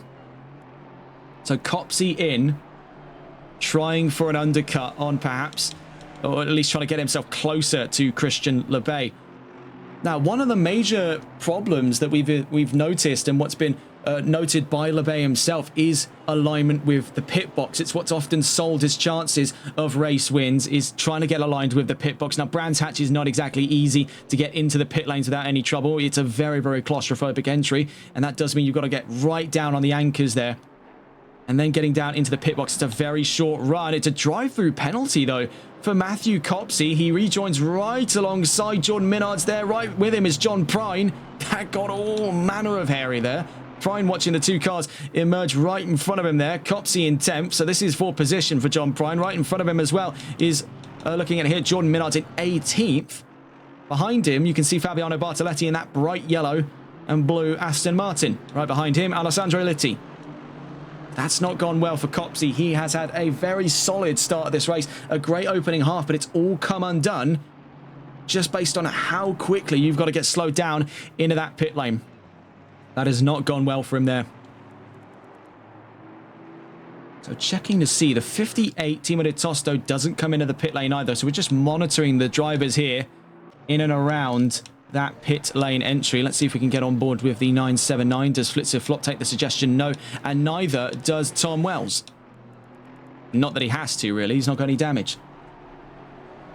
41 perhaps next into the pit lane. Let's see. No, Valorio doesn't take the chances there. The 24 behind him there, Cam Walker, maintains position on the field. So neither of these two looking to get into the pits at any point right now. The 32 of Carlos Diaz also taking that initiative and staying out on track as we get towards the halfway mark of today's race. So let's now, before anything else changes, recount what the top 10 and the top 18, as a matter of fact, are looking like before that wave of pit stops set to come. So Vladislav Mizin leads with the fastest lap. Christian Lebay in second.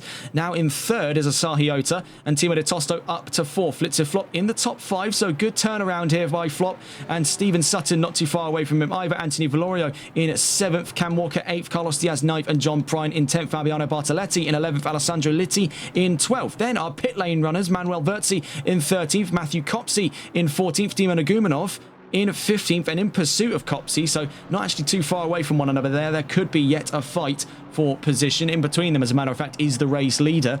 Martin Matinee in 16th, Tom Wells 17th, and Jordan Minard's 18th. We've just seen into the pits as well. Goes Christian Lebay. So Asahi Ota up to second. Timo de Tosto is making his way around Clark Curve. Will he also follow Lebay into the pits? So it does seem, and you can see just how short that run is. You even got this little chicane thrown in there for good measure. Now, that's in efforts to try and get the drivers slowed down. You can see Flitzer Flops come in as well. So we're seeing a cascade effect here. Starting with Lebay. Now comes De Tosto, Flop, and now this is Steven Sutton on his way in. Does Valorio take the initiative? No. Does Cam Walker take the initiative? No. Does Diaz? No. So that's 3 in a row there. Drivers abstaining from it. They'll be gaining extra positions. We'll see how that bounces back, though, with 30 minutes in play. Checking here with John Prine.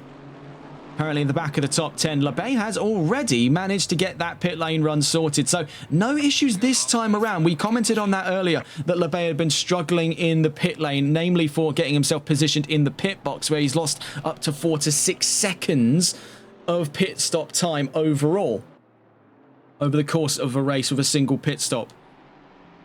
And that has cost him dearly in races before, which otherwise would have been his to fight and perhaps win.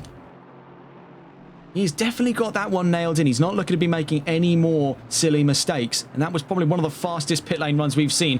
Vladislav Mizin is into the pits as well. So Asahi Ota, will he be jumping into the pit lane to join the number 1? No, he stays out. So the 55 goes long here. It's going to go for a late pit stop by the looks of things. Mizin into the pit lane. Valorio on his way.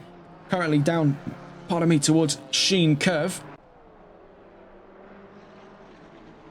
Fabiano Bartoletti's in the pit lanes as well. The 26 now taking his pit stop. You see here for Mizin. Still waiting to drop off the jacks there. This could be incredibly close. Valorio into the pits then. Here comes the 41. You can see it's just incredibly tight to get in. Cam Walker following him there. You can see where the drivers are struggling because there is a bit of a compression zone there that's making them bounce and just makes the brakes ever so slightly less effective. Diaz up to second. Lebay is out of turn 9, but Mizin is up the road. So you can see perhaps, yes, just creeping in the background there was the 119 Chevrolet. So right now, Asahi Ota leads this race. Carlos Diaz in second and Aston Martin 1-2. But bear in mind, both of them still have a pit stop to serve. Vladislav Mizin now down to third. Lebay in fourth. Valorio, Walker and Prine all in the pits. Alessandro Litti stays out and goes up to fifth. Manuel Verzi on the rise then as well. He gets up and ahead of his contemporaries that he held onto in the top 5. Puts himself up in 6th place. Litti still yet to take a pit lane run. Right behind him, by the way, is Timo de Tosto. So we will be getting a look here of that fight going on as we see drivers already emerging from the pit lane. Let's get on board with Timo de Tosto now in his fight for 6th place. And he has not been shying away from action today. He is really quite an action hero here in Brands Hatch. Timo de Tosto, he has been getting his hands full at every single opportunity. This is no different. Now as he hunts down Manuel Verzi, it's V8 versus V8 here out through Surtees on our way down the back straight.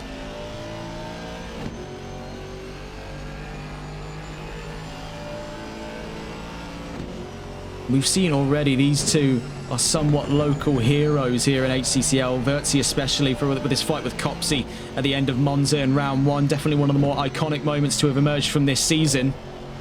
The other, of course, I'd definitely be saying is Ota v Matinee back in the Nürburgring at round 2. So are we due another iconic moment here for round 3? Could be looking at it here because De Tosto has not shied away from a fight at all. Both arms swinging at every chance he gets. 26 minutes left to go then. We'll check in to see what things are looking like at the moment. Into the pits, I believe, yes, was the 55. So Asahi Ota did come into the pits and he emerges behind Lebay and Vladislav Mizin. Carlos Diaz remains out of the pits. Alessandro Litti is in, so this has promoted itself now from what is the fight of 6th now to the fight of 5th.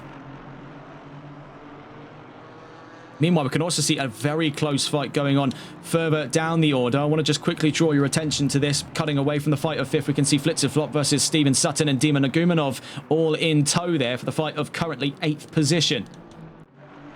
Vertzi v Tosto is still incredibly close, and it could get nuclear here. Defending quite aggressively there is Manuel Vertzi. He saw how he left the inside exposed, and he's not looking to make that mistake again. So he covers off the inside with quite some vigor on his way now out through Surtees. Dropping back quite a ways there goes Timo de Tosto, with a bit of grass over his right-hand tyres. I don't think he was expecting the whiplash of a move like that, and that brings Matthew Copsey into play here as he starts to reel in the Aston Martin. Now looking further behind, we can see this three-way fight for 8th place. Leading that charge, the number 7 of Steven Sutton, then Flitzerflop in 9th, and Dima Nagumanov in 10th place there. All of them divided by less than a second of one another. Further down the order, Litti v Prine was one briefly on the discussions, but that has quickly wrapped itself up over the course of Paddock Hill. Diaz is into the pit, so Mizin back to the lead. 5.6 seconds between himself and LeBay. Ota to 3rd.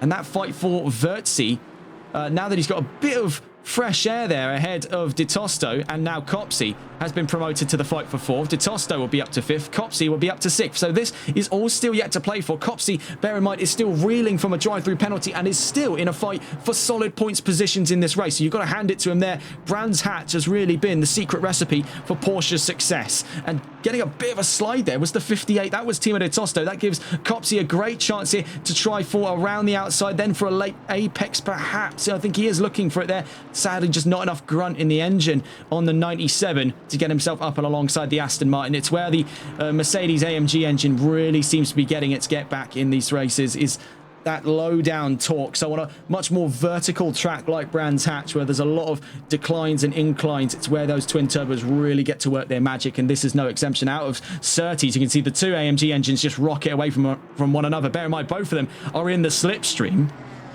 Copsey and De Tosto on Vertzi. That got incredibly close there. I don't know if you saw how close over that front right quarter Vertzi was getting to De Tosto. That could have been a spin. He is playing with fire there, tempting De Tosto like this. So we were going to check in on board with that fight for Sutton v Flop v Nagumanov, but we now have running in parallel another three-man fight, this time for 4th place. Watching on board with De Tosto. We will be catching on board, though, with Copsey. I do want to get this point of view here, as Copsey is sizing up a move. See that Sutton and Flop now definitely the epicenter of that fight. We can see from Vertzi's point of view as he fends off an enraged Aston Martin and Porsche. Not the kind of combo you want to be seeing at your rear quarter at this time of the race. So let's get on board with the man at the back, watching side by side now between the Mercedes and the Aston Martin. We're on board with Matthew Copsey in the 97 Porsche. It's a huge step out there for Timo de Tosto. Does he hold it? Yes, he does. And it's side by side now, up and ahead into 5th for Copsey. That was a mighty slide there out through Paddock Hill Bend. Let's get a look at that on the replays here, because that was incredible. So a little bit of there, tiny little bit of grass was enough to do that much damage to the 58's balance. And that's ultimately what put Copsey up and ahead there. He capitalised on that mistake. Now up and ahead of De Tosto and in the sights of taking on Vertzi. He wants a solid top 4 position today. He knows the chances with the amount of time left in today's race to reclaim the podium may have escaped him through that drive-through penalty, but he's going to do the most with what he's got. Out through Hawthorns. You can see that Porsche is just so much more maneuverable. Its center of mass is just fantastic. It gives the car, like the McLaren we saw before, just gives it so much more poke. These rear and front engine cars, they trade maneuverability for stability. The front engine cars, they're more predictable, they're easier to handle, and they're much easier to save. If Copsey finds himself in a similar position to De Tosto down at turn 1, I'm not so sure the 97 will save it. That's not a comment on Copsey's ability to handle the car. It's just physics. That car turns into a pendulum when you start losing the rear. So chasing all the way down the Brabham Straight. Matthew Copsey gunning for 4th on Manuel Vertzi. This has all happened before, bear in mind. These two fighting on track. It does bring us back here to round 1 of the championship. And it seems that these two hogging the spotlight again for what could be the iconic moment of this race. We were saying we're long overdue it. And here we can see getting incredibly close now. Manuel Vertzi, I must say, has had some of the best defending performance of this race so far. A bit of a step out there for Copsey. That invites De Tosto back in, side by side here on what is now technically technically the fight for 5th for these two. Technically, overall, still a fight for 4th. Around the outside goes Matthew Copsey. Timo de Tosto up the inside at Surtees. There could be a bit of a squeeze here, and there very nearly was. Still holding his nerve, Matthew Copsey up against it, against the Aston Martin. Both of them in the slipstream of the AMG ahead, on their way through the Pilgrim's Drop. This is brilliant stuff we're seeing here in the latter 20 minutes of this race.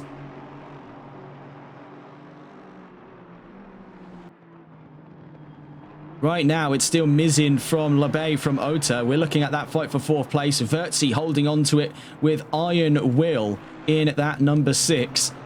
Matthew Copsey right behind him in that Porsche, looking to fight back on the downsides of his drive-through penalty today. Right behind him as well is a very competent pack fighter in his own regards. Timo de Tosto has really got his hands full today and looks at the chances of a top 5 finish with these two in front. He's hoping, praying now for some kind of problem to occur for the number 6 or the number 97, or both of them for that matter, and trouble could be on the way. These two, we know what they're like when they fight before, and they fought in the rain-soaked conditions at Monza, and that was really quite a sight to behold. Now they've got much more favourable conditions, but on a much harder track. On their way through Paddock Hill then, Vertzi has got a lot more in the back pocket, I think, than we give him credit for there. Because we are seeing that argument on display here. It's stability versus maneuverability. In through the corners, that Porsche is faster than the Mercedes, but the Mercedes is able to tank a lot more punishment over the Porsche. Matthew Copsey, when things get a little bit rough for that Porsche, he does start to tread on eggshells, and that's sort of a story of everyone who's ever used the Porsche. I know a lot of drivers to have used the bigger brother of the Cayman, the 911 992. And they say all to the same thing. It is a fantastic car, but you need to know its limits before its limits reach you. And for that Mercedes, it's tried, it's true, it's predictable, and it is incredibly reliable in GT4. I mean, hence, we're seeing one lead the race at the moment, that being Vladislav Mizin's number 1 Mercedes. Now we see Manuel Vertzi's number 6 right in front of the Porsche today, holding off 4th from a rising tide of vehicles at his rear quarter. As we head into Sterling's, he's doing a remarkable hold-up job here, but it could come apart at the seams. This is the closest we've seen him so far. Now on their way to clearways, this could be side-by-side into the Clark curve for around the outside, then looking at a later apex by the looks of things. Copsey is sizing up Vertzi. Vertzi's trying to trim the nose off of the Porsche. Very nearly contact between the pair of them on their way down the Brabham straight. Copsey's not happy with that one at all. Vertzi still holding centre mass of the road. Copsey goes left, then goes right. He's on the racing line. He's got the more aggressive line through turn 1. He's sizing up a move into turn 2. Already holding centre mass of the road. Great area denial by Manuel Vertzi. Out through turn 2 we go then, in towards the Graham Hill bend, and a very, very late switch there by Copsey, but just with a little bit more on the brakes, a little bit more bravery from the Mercedes. Copsey couldn't make that one stick and has inadvertently drawn himself into the ire of the 58 Aston Martin. Here comes Timo de Tosto looking for a switchback at Surtees. It could go any which way, and that is the beauty of fights like these. So I think we're in just a little brief cold zone here, enough to give us a moment to check in around the field. Namely, we wanted to see what was going on in the fight going on behind. That has now quickly dissipated in its own respect. Steven Sutton maintains 7th, Flop in 8th, Valorio 9th, Nagumanov in 10th. Back on then with Copsey. This is claustrophobically tight between these drivers at the moment. Copsey really caught in the thick of it there. He's got an Aston Martin bearing down on him. He's trying to get the leg up on a Mercedes right in front of him. Real push and pull between these three, and it really goes to show how evenly matched a lot of the talent in this series is, and it makes for these fantastic races. This is really, it's chess not checkers for these drivers. They're trying to work each other out here. They're trying to get in each other's heads. There's a lot going on here that we don't get the experience of having from the view of the commentary box. There is a lot going on inside the heads of these drivers here. A million calculations per second. Down towards turn 2 then at Druids. The number 6 holds the inside. A little bit of a lackluster run through turn 1. Minor contact between the pair of them on the exit of Druids. Copsey's not going to be happy with all of this pushing and shoving now. He is getting a little bit frustrated, but he's holding his cool. It's icy cold for the 97, because now on the exit of the Graham Hill bend, in towards Surtees there, trying to scare him for the inside, then tucks back in on the racing line. He's got a better exit out through Surtees. That is very cheeky by the 97, but now he's up against the full thunder of that 4-litre AMG engine. The Porsche, can it withstand the force of that twin turbo. He's right up to the back end. It's so nearly contact. It's a millimetre more and it's disaster between the pair. Down through Westfields. Now to the Dingledell. Heading towards Sheen Curve. It could get nasty in a moment's time here. They are literally neck and neck here. Now on the exit of Sterling's, this is as close as he's going to get before he gets side by side any further. He's going to start pushing Vertzi down into turn 9 at the Clark curve. He's gone for it and he's switched back onto the racing line. He puts himself side by side. This is fantastic stuff by Matthew Copsey. The fight of the century here in Brands Hatch for 4th between Vertzi and Copsey. An old rivalry from back at round 1. Goes nuclear up the inside. Goes the number 6. I don't believe the like. What a send by Vertzi. A minor touch of contact there. Try to switch it back. Goes Matthew Copsey. I can't speak. 15 minutes against the clock here. It can only go one way in this fight for 4th. It has eclipsed what's gone on up on the podium as these drivers have been ripping each other apart in the last 4 laps. Unbelievable force between these two. Out through Surtees. Bear in mind, Ditosto is not just an observer in this one. One more slip and he's right on top of him. In the background there, all of this pushing and shoving is inviting Stephen Sutton in. That 3-second gap is withering for the number 7. He's getting closer and closer to the storm of steel ahead of him.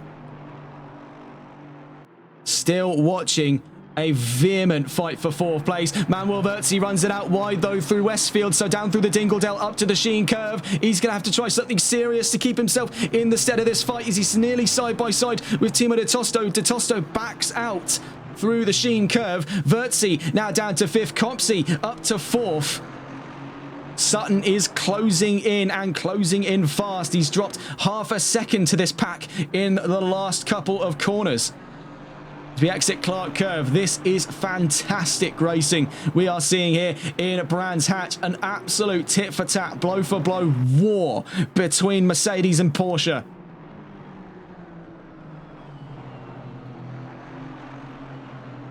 That was just absolutely crushing pressure for Copsey, but he has made an absolute diamond in the rough of that one. Now Vertzi has got Ditosto firing on all cylinders right behind him. We're going to get a look on board with Ditosto here now in that fight for 5th place as he chases down the Mercedes. He's let the Porsche do its work here, withering down the confidence of the number 6. Now it is his opportunity to come and strike. 13.5 minutes left to go. Now watching the fight for 5th. Ditosto versus Vertzi. Let's just get a quick look around the track where other fights could be happening. We can see data would suggest Wells v Diaz. You can see there the Ginetta fighting with the Aston Martin down towards Druids. Right now we were watching Ditosto v Vertzi and they make their way out towards Westfields. The Aston Martin stuck in the wake there of the Mercedes. So looking at where things are right now, as we're just under a quarter of an hour left to go in today's race, Vladislav Mizin leads by nearly 10 seconds on the field here to Christian Lebay. Same gap between himself and Asahi Ota in 3rd. Matthew Copsey now up to 4th after that legendary fight he's had with Manuel Vertzi today. Timo Ditosto in 6th and chasing for 5th. Stephen Sutton in 7th. Flitzerflop in 8th. Anthony Valorio, after starting from the pit lane, is inside the top 10. He's 9th and ahead of Dima Nagumanov in 10th. Cam Walker 11th. Martin Matinee having fought his way back up after that incident to 12th. He's very close there to being able to come back to a fight for 11th. We see they're off nearly at turn 1. Was trouble there for the number 6 of Manuel Vertzi. He's got a real chip on his shoulder now when it comes to that corner. He's not been awfully kind to any of the front engine cars today. Tom Wells in 13th. Carlos Diaz in 14th. John Prine 15th. Alessandro Litti in 16th, Fabiano Bartoletti in 17th, and Jordan Minards in 18th. One DNF being Reese Minards earlier on today.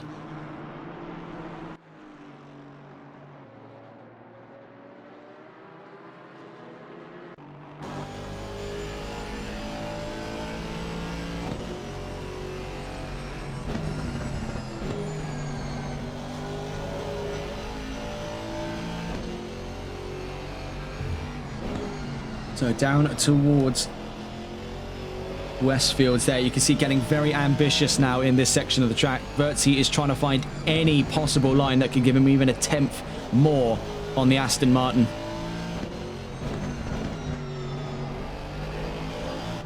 Out through Sterling's. Bear in mind, the gap now for Sutton is 1.4 seconds. He's gained an additional second on this fight here. The more these two continue to hold each other up, the more they invite the number 7 in. So we could yet have another three-way fight for another position on track, this time being from 4th now to 5th.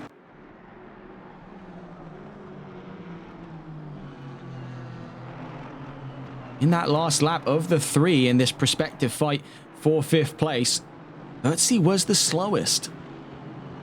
The other two breaking into the high 132s. Vertzi was in the low 133s. It's not looking particularly grand here for the number 6. Has that fight with Copsey burnt those tyres out?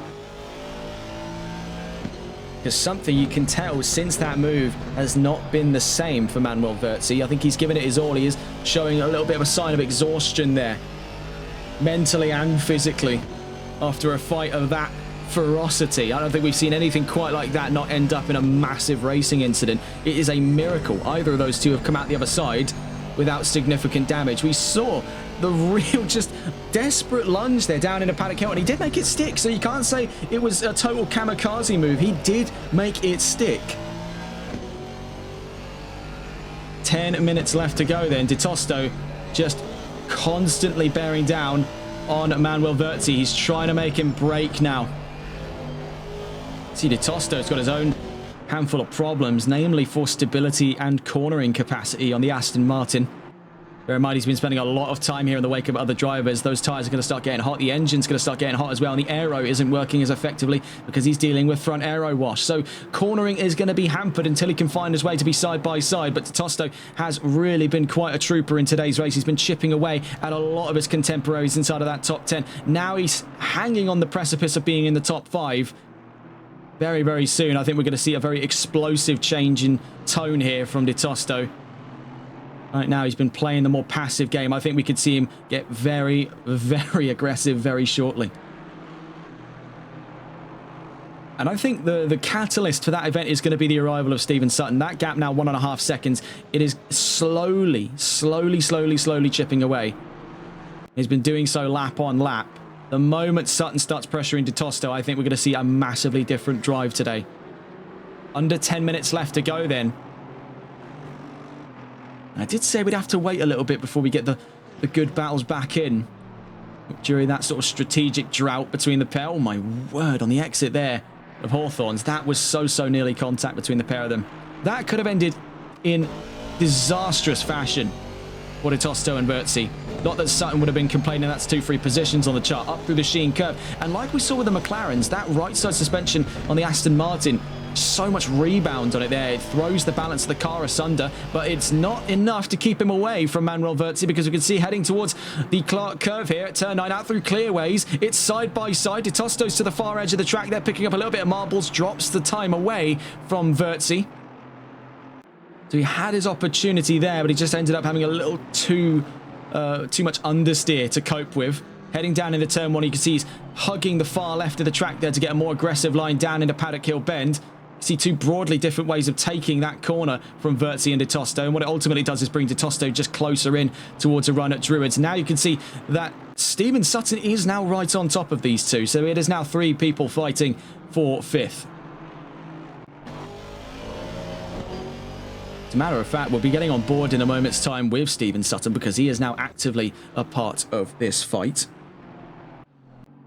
And we'll leave you on board with Sutton. We'll be back in just a moment's time. We can see here, this is Vertzi's point of view. Let's just quickly catch on board with Sutton. I believe we missed him on the first rotation there. So this is Stephen Sutton. We'll leave you on board with him. We'll be back in a moment's time.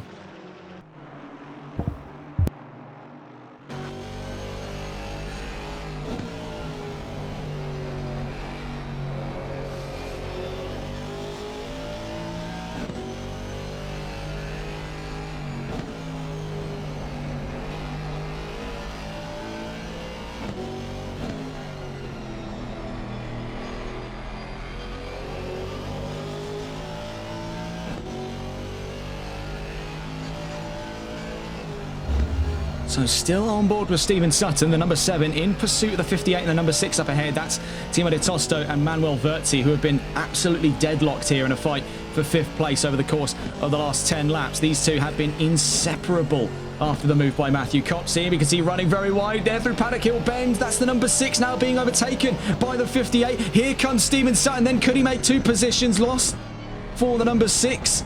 Not this time around. It's Mercedes versus Mercedes here on their way through Druids. Already cutting off that move was Manuel Verzi. He was not happy with the way things panned out through turn 1. 6 minutes left to go. De Tosto up to 5th. Verzi down to 6th. Sutton in 7th.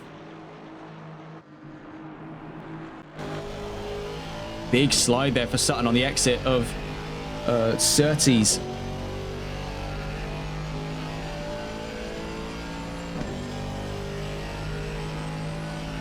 Oh, hang on. We'll be back in just a moment's time here because there is trouble for the 22. John Prine in trouble before Sterling's, I believe it was. So let's see if we can catch on board here with Prine.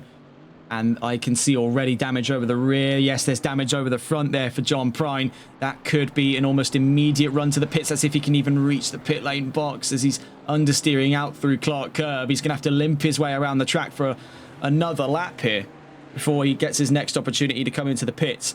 Fellow Chevrolet then on the field, Christian Lebay, a long distance away from the race lead, 13 seconds. Vladislav Mizin has come from left field here and obliterated expectations of a win today for the Canadian talent. Always onwards and upwards, though. He's got another race later on today in the 119. Hopefully he'll be able to pick up the pieces from that. We'll have to cut away from that. The 979 is in trouble. I believe that to be, yes, that's Flitzer Flop. Disaster for the McLaren down at turn 9. So for Flop, he's now at the back of the top 10. Cam Walker and Martin Matinee are closing in, but it's not going to be close enough after that incident. And it looks like only minor damages for the 979. Definitely the tyres feeling a lot worse for wear after that trip into the gravel, sort of gravel traps on the exit of turn 9. You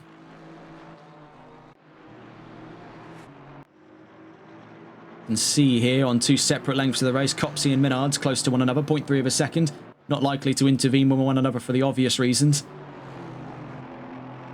Let's get it back on board here because so I'm told it's about 0.3 of a second dividing Sutton from Verzi. The battle of the 2 Mercedes cars now with 4 minutes to spare here in Brands Hatch. Vladislav Mizin looks to be on the charts for a 2nd race win in a row. He'll be extending his lead of the championship over Asahi Ota in the 55 Aston Martin, who I must say has definitely fought quite diligently for where he stands on the field. The 55 up in 3rd.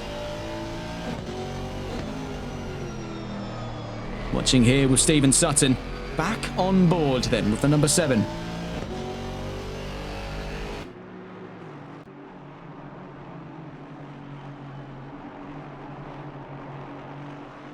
Running wide out again, so understeer a real heavy concern now for Manuel Verzi. We saw it out through turn 1 on the lap just gone. Now as we head into lap 36, will we be seeing history repeat itself? It looks likely because out past the apex there's a lot of understeer there for the number 6. He keeps it within track limits just about. Stephen Sutton is still bearing down on him. A lot of that pressure is starting to perhaps get to Manuel Verzi. But which is it that breaks first? Is it man or is it machine? Because we're seeing equal parts, a little bit of both here. Verzi is struggling to wrestle that. Mercedes back into good form. You can see it's not exactly all sunshine and rainbows for Stephen Sutton as there was a big snap there out through the Graham Hill Bend. Now up through Surtees into the Grand Prix section. Better of the 2 lines there going to Manuel Verzi. 2.5 minutes to spare then. Could we be seeing this get back into the DEFCON 1 situation we had it at much earlier on in today's race, namely between Verzi, De Tosto and Copsey? Could we be seeing the same kind of magic here from Sutton? He's definitely been chipping away here, and he's been quite a silent customer in that top 10. Sutton with a very solid top 10 points position, a huge swath of dust there. That is definitely the 58. Yes, it is. Timo de Tosto on the exit of the Sheen curve kicked up a mighty bit of dust there into the eyes of Verzi and Sutton. Sutton had a very good Sector 2 and now an even better Sector 3. On his way to Clark Curve, turn 9. Still right onto the back end of the number 6. 6 versus 7 in for 6th. See, it's just good area denial there by Vertzi. Sutton trying to fake him out for a move up the inside at the paddock hill bend. Very nearly had the momentum past the apex to do so. Covering off the inside for Druids there is Manuel Vertzi. Steven Sutton has really got his work cut out for him here to try and get around the Italian in the number 6 in front.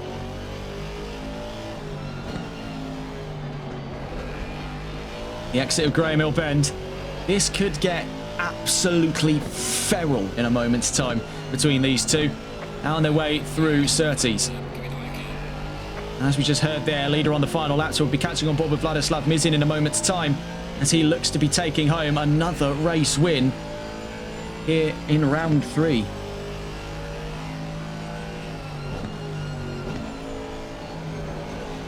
Noticeably, we've had a bit of a bad habit here on TRTN of missing those moves right at the last second, and it could go all the way to the wire. It's contact! I don't believe what I'm seeing here. How has he been able to keep the car in good stead after that one? That could have been fatal for him in his hopes to maintain position on track. Now as we head up through the Sheen curve, they still got one more lap of all of this, by the way, so this could still yet kick off. That was so close for there being big trouble for the number 6. He's done very good to keep himself out of the walls.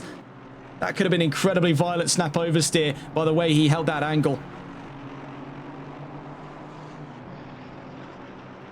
They're down to the line then to start one more flying lap here at Brands Hatch. These two have shared in a phenomenal fight. Manuel Vertzi's been at the centre of quite a few fights today, down through Paddock Hill Bend in towards Druids. We will have to catch on board with them in a moment's time. Out through Druids we go.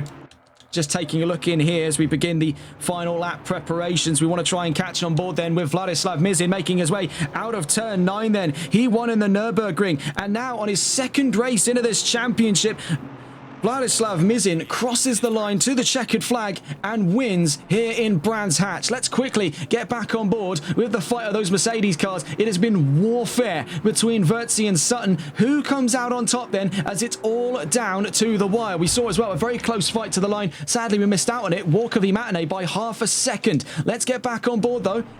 Watching previously with Vertzi, now with Sutton, now on the exit of Hawthorns on their way to Westfields. This could get nasty. Side by side goes Sutton over Vertzi up to 6th place. Right behind them is Anthony Valorio. It's 3 drivers in all for the fight of 6th.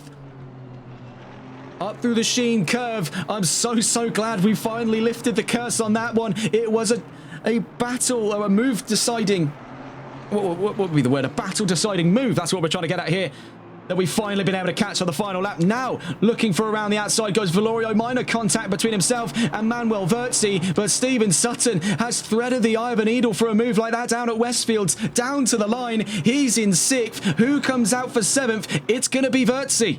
Valorio by 0.04 of a second for 8th place. Nagumonov to the line for 9th. Flop in 10th.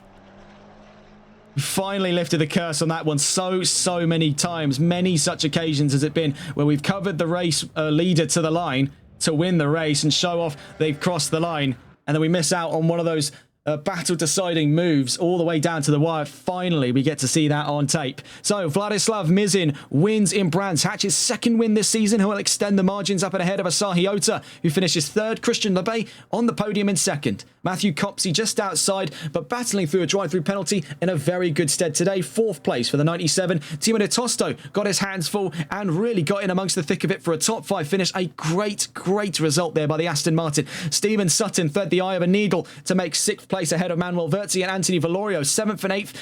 Dima Nagumonov in 9th, Flitzerflop in 10th, Cam Walker and Martin Matinee very close to one another to the line for 11th and 12th. Tom Wells in 13th, Carlos Diaz 14th, Alessandro Litti 15th, John Prine in 16th, Fabiano Bartoletti 17th, and Jordan Minards in 18th. 1 DNF from Reese Minards. What a race that has been then, ladies and gents. What a pleasure it has been to bring to you yet another race in this fantastic championship. And very well done to Vladislav Mizin. Another race win today. A very good congratulations to our podium sitters and all of the drivers who've shown out to this race. And a very special award there for the drivers involved in that fight for 4th place. Copsey, Di Tosto, Sutton, Vertzi and Valorio. All of them were at some point involved in this chapter when it moved down from 4th to 5th, then to 6th, then to 7th. It has been one of the greatest battles I think I've ever seen there in GT4. That is quite a hard act to follow there. If you're joining us for our next event, we'll be going to the NLRL Solo Multi-Class Endurance Championship for the next round coming at the Hungaroring, and that's going to be an exciting one, as I'm told it's torrential downpour in Moikirod. Looking on the calendar here for the GT4 Challenge here in Season 1 on HCCL, it will be joining us next on September 27th from another British venue on the MSV calendar, the Snetterton Circuit. And that'll be from a 5 AM start, in-game at least. For us, it would still be the same time as it was this week, and that'll be the first of our morning races. As we saw, Nürburgring was definitely a night race here. We'll be seeing the sun rise over Snetterton for round 4 of the championship. That's all from us here on TRTN. What a race that has been. We'll be seeing you later on today then for the NLRL Solo Multi-Class Endurance Championship, but for the folks over on HCCL, we'll be seeing you next week for coverage of Snetterton. That's all from us. Take care. Good night.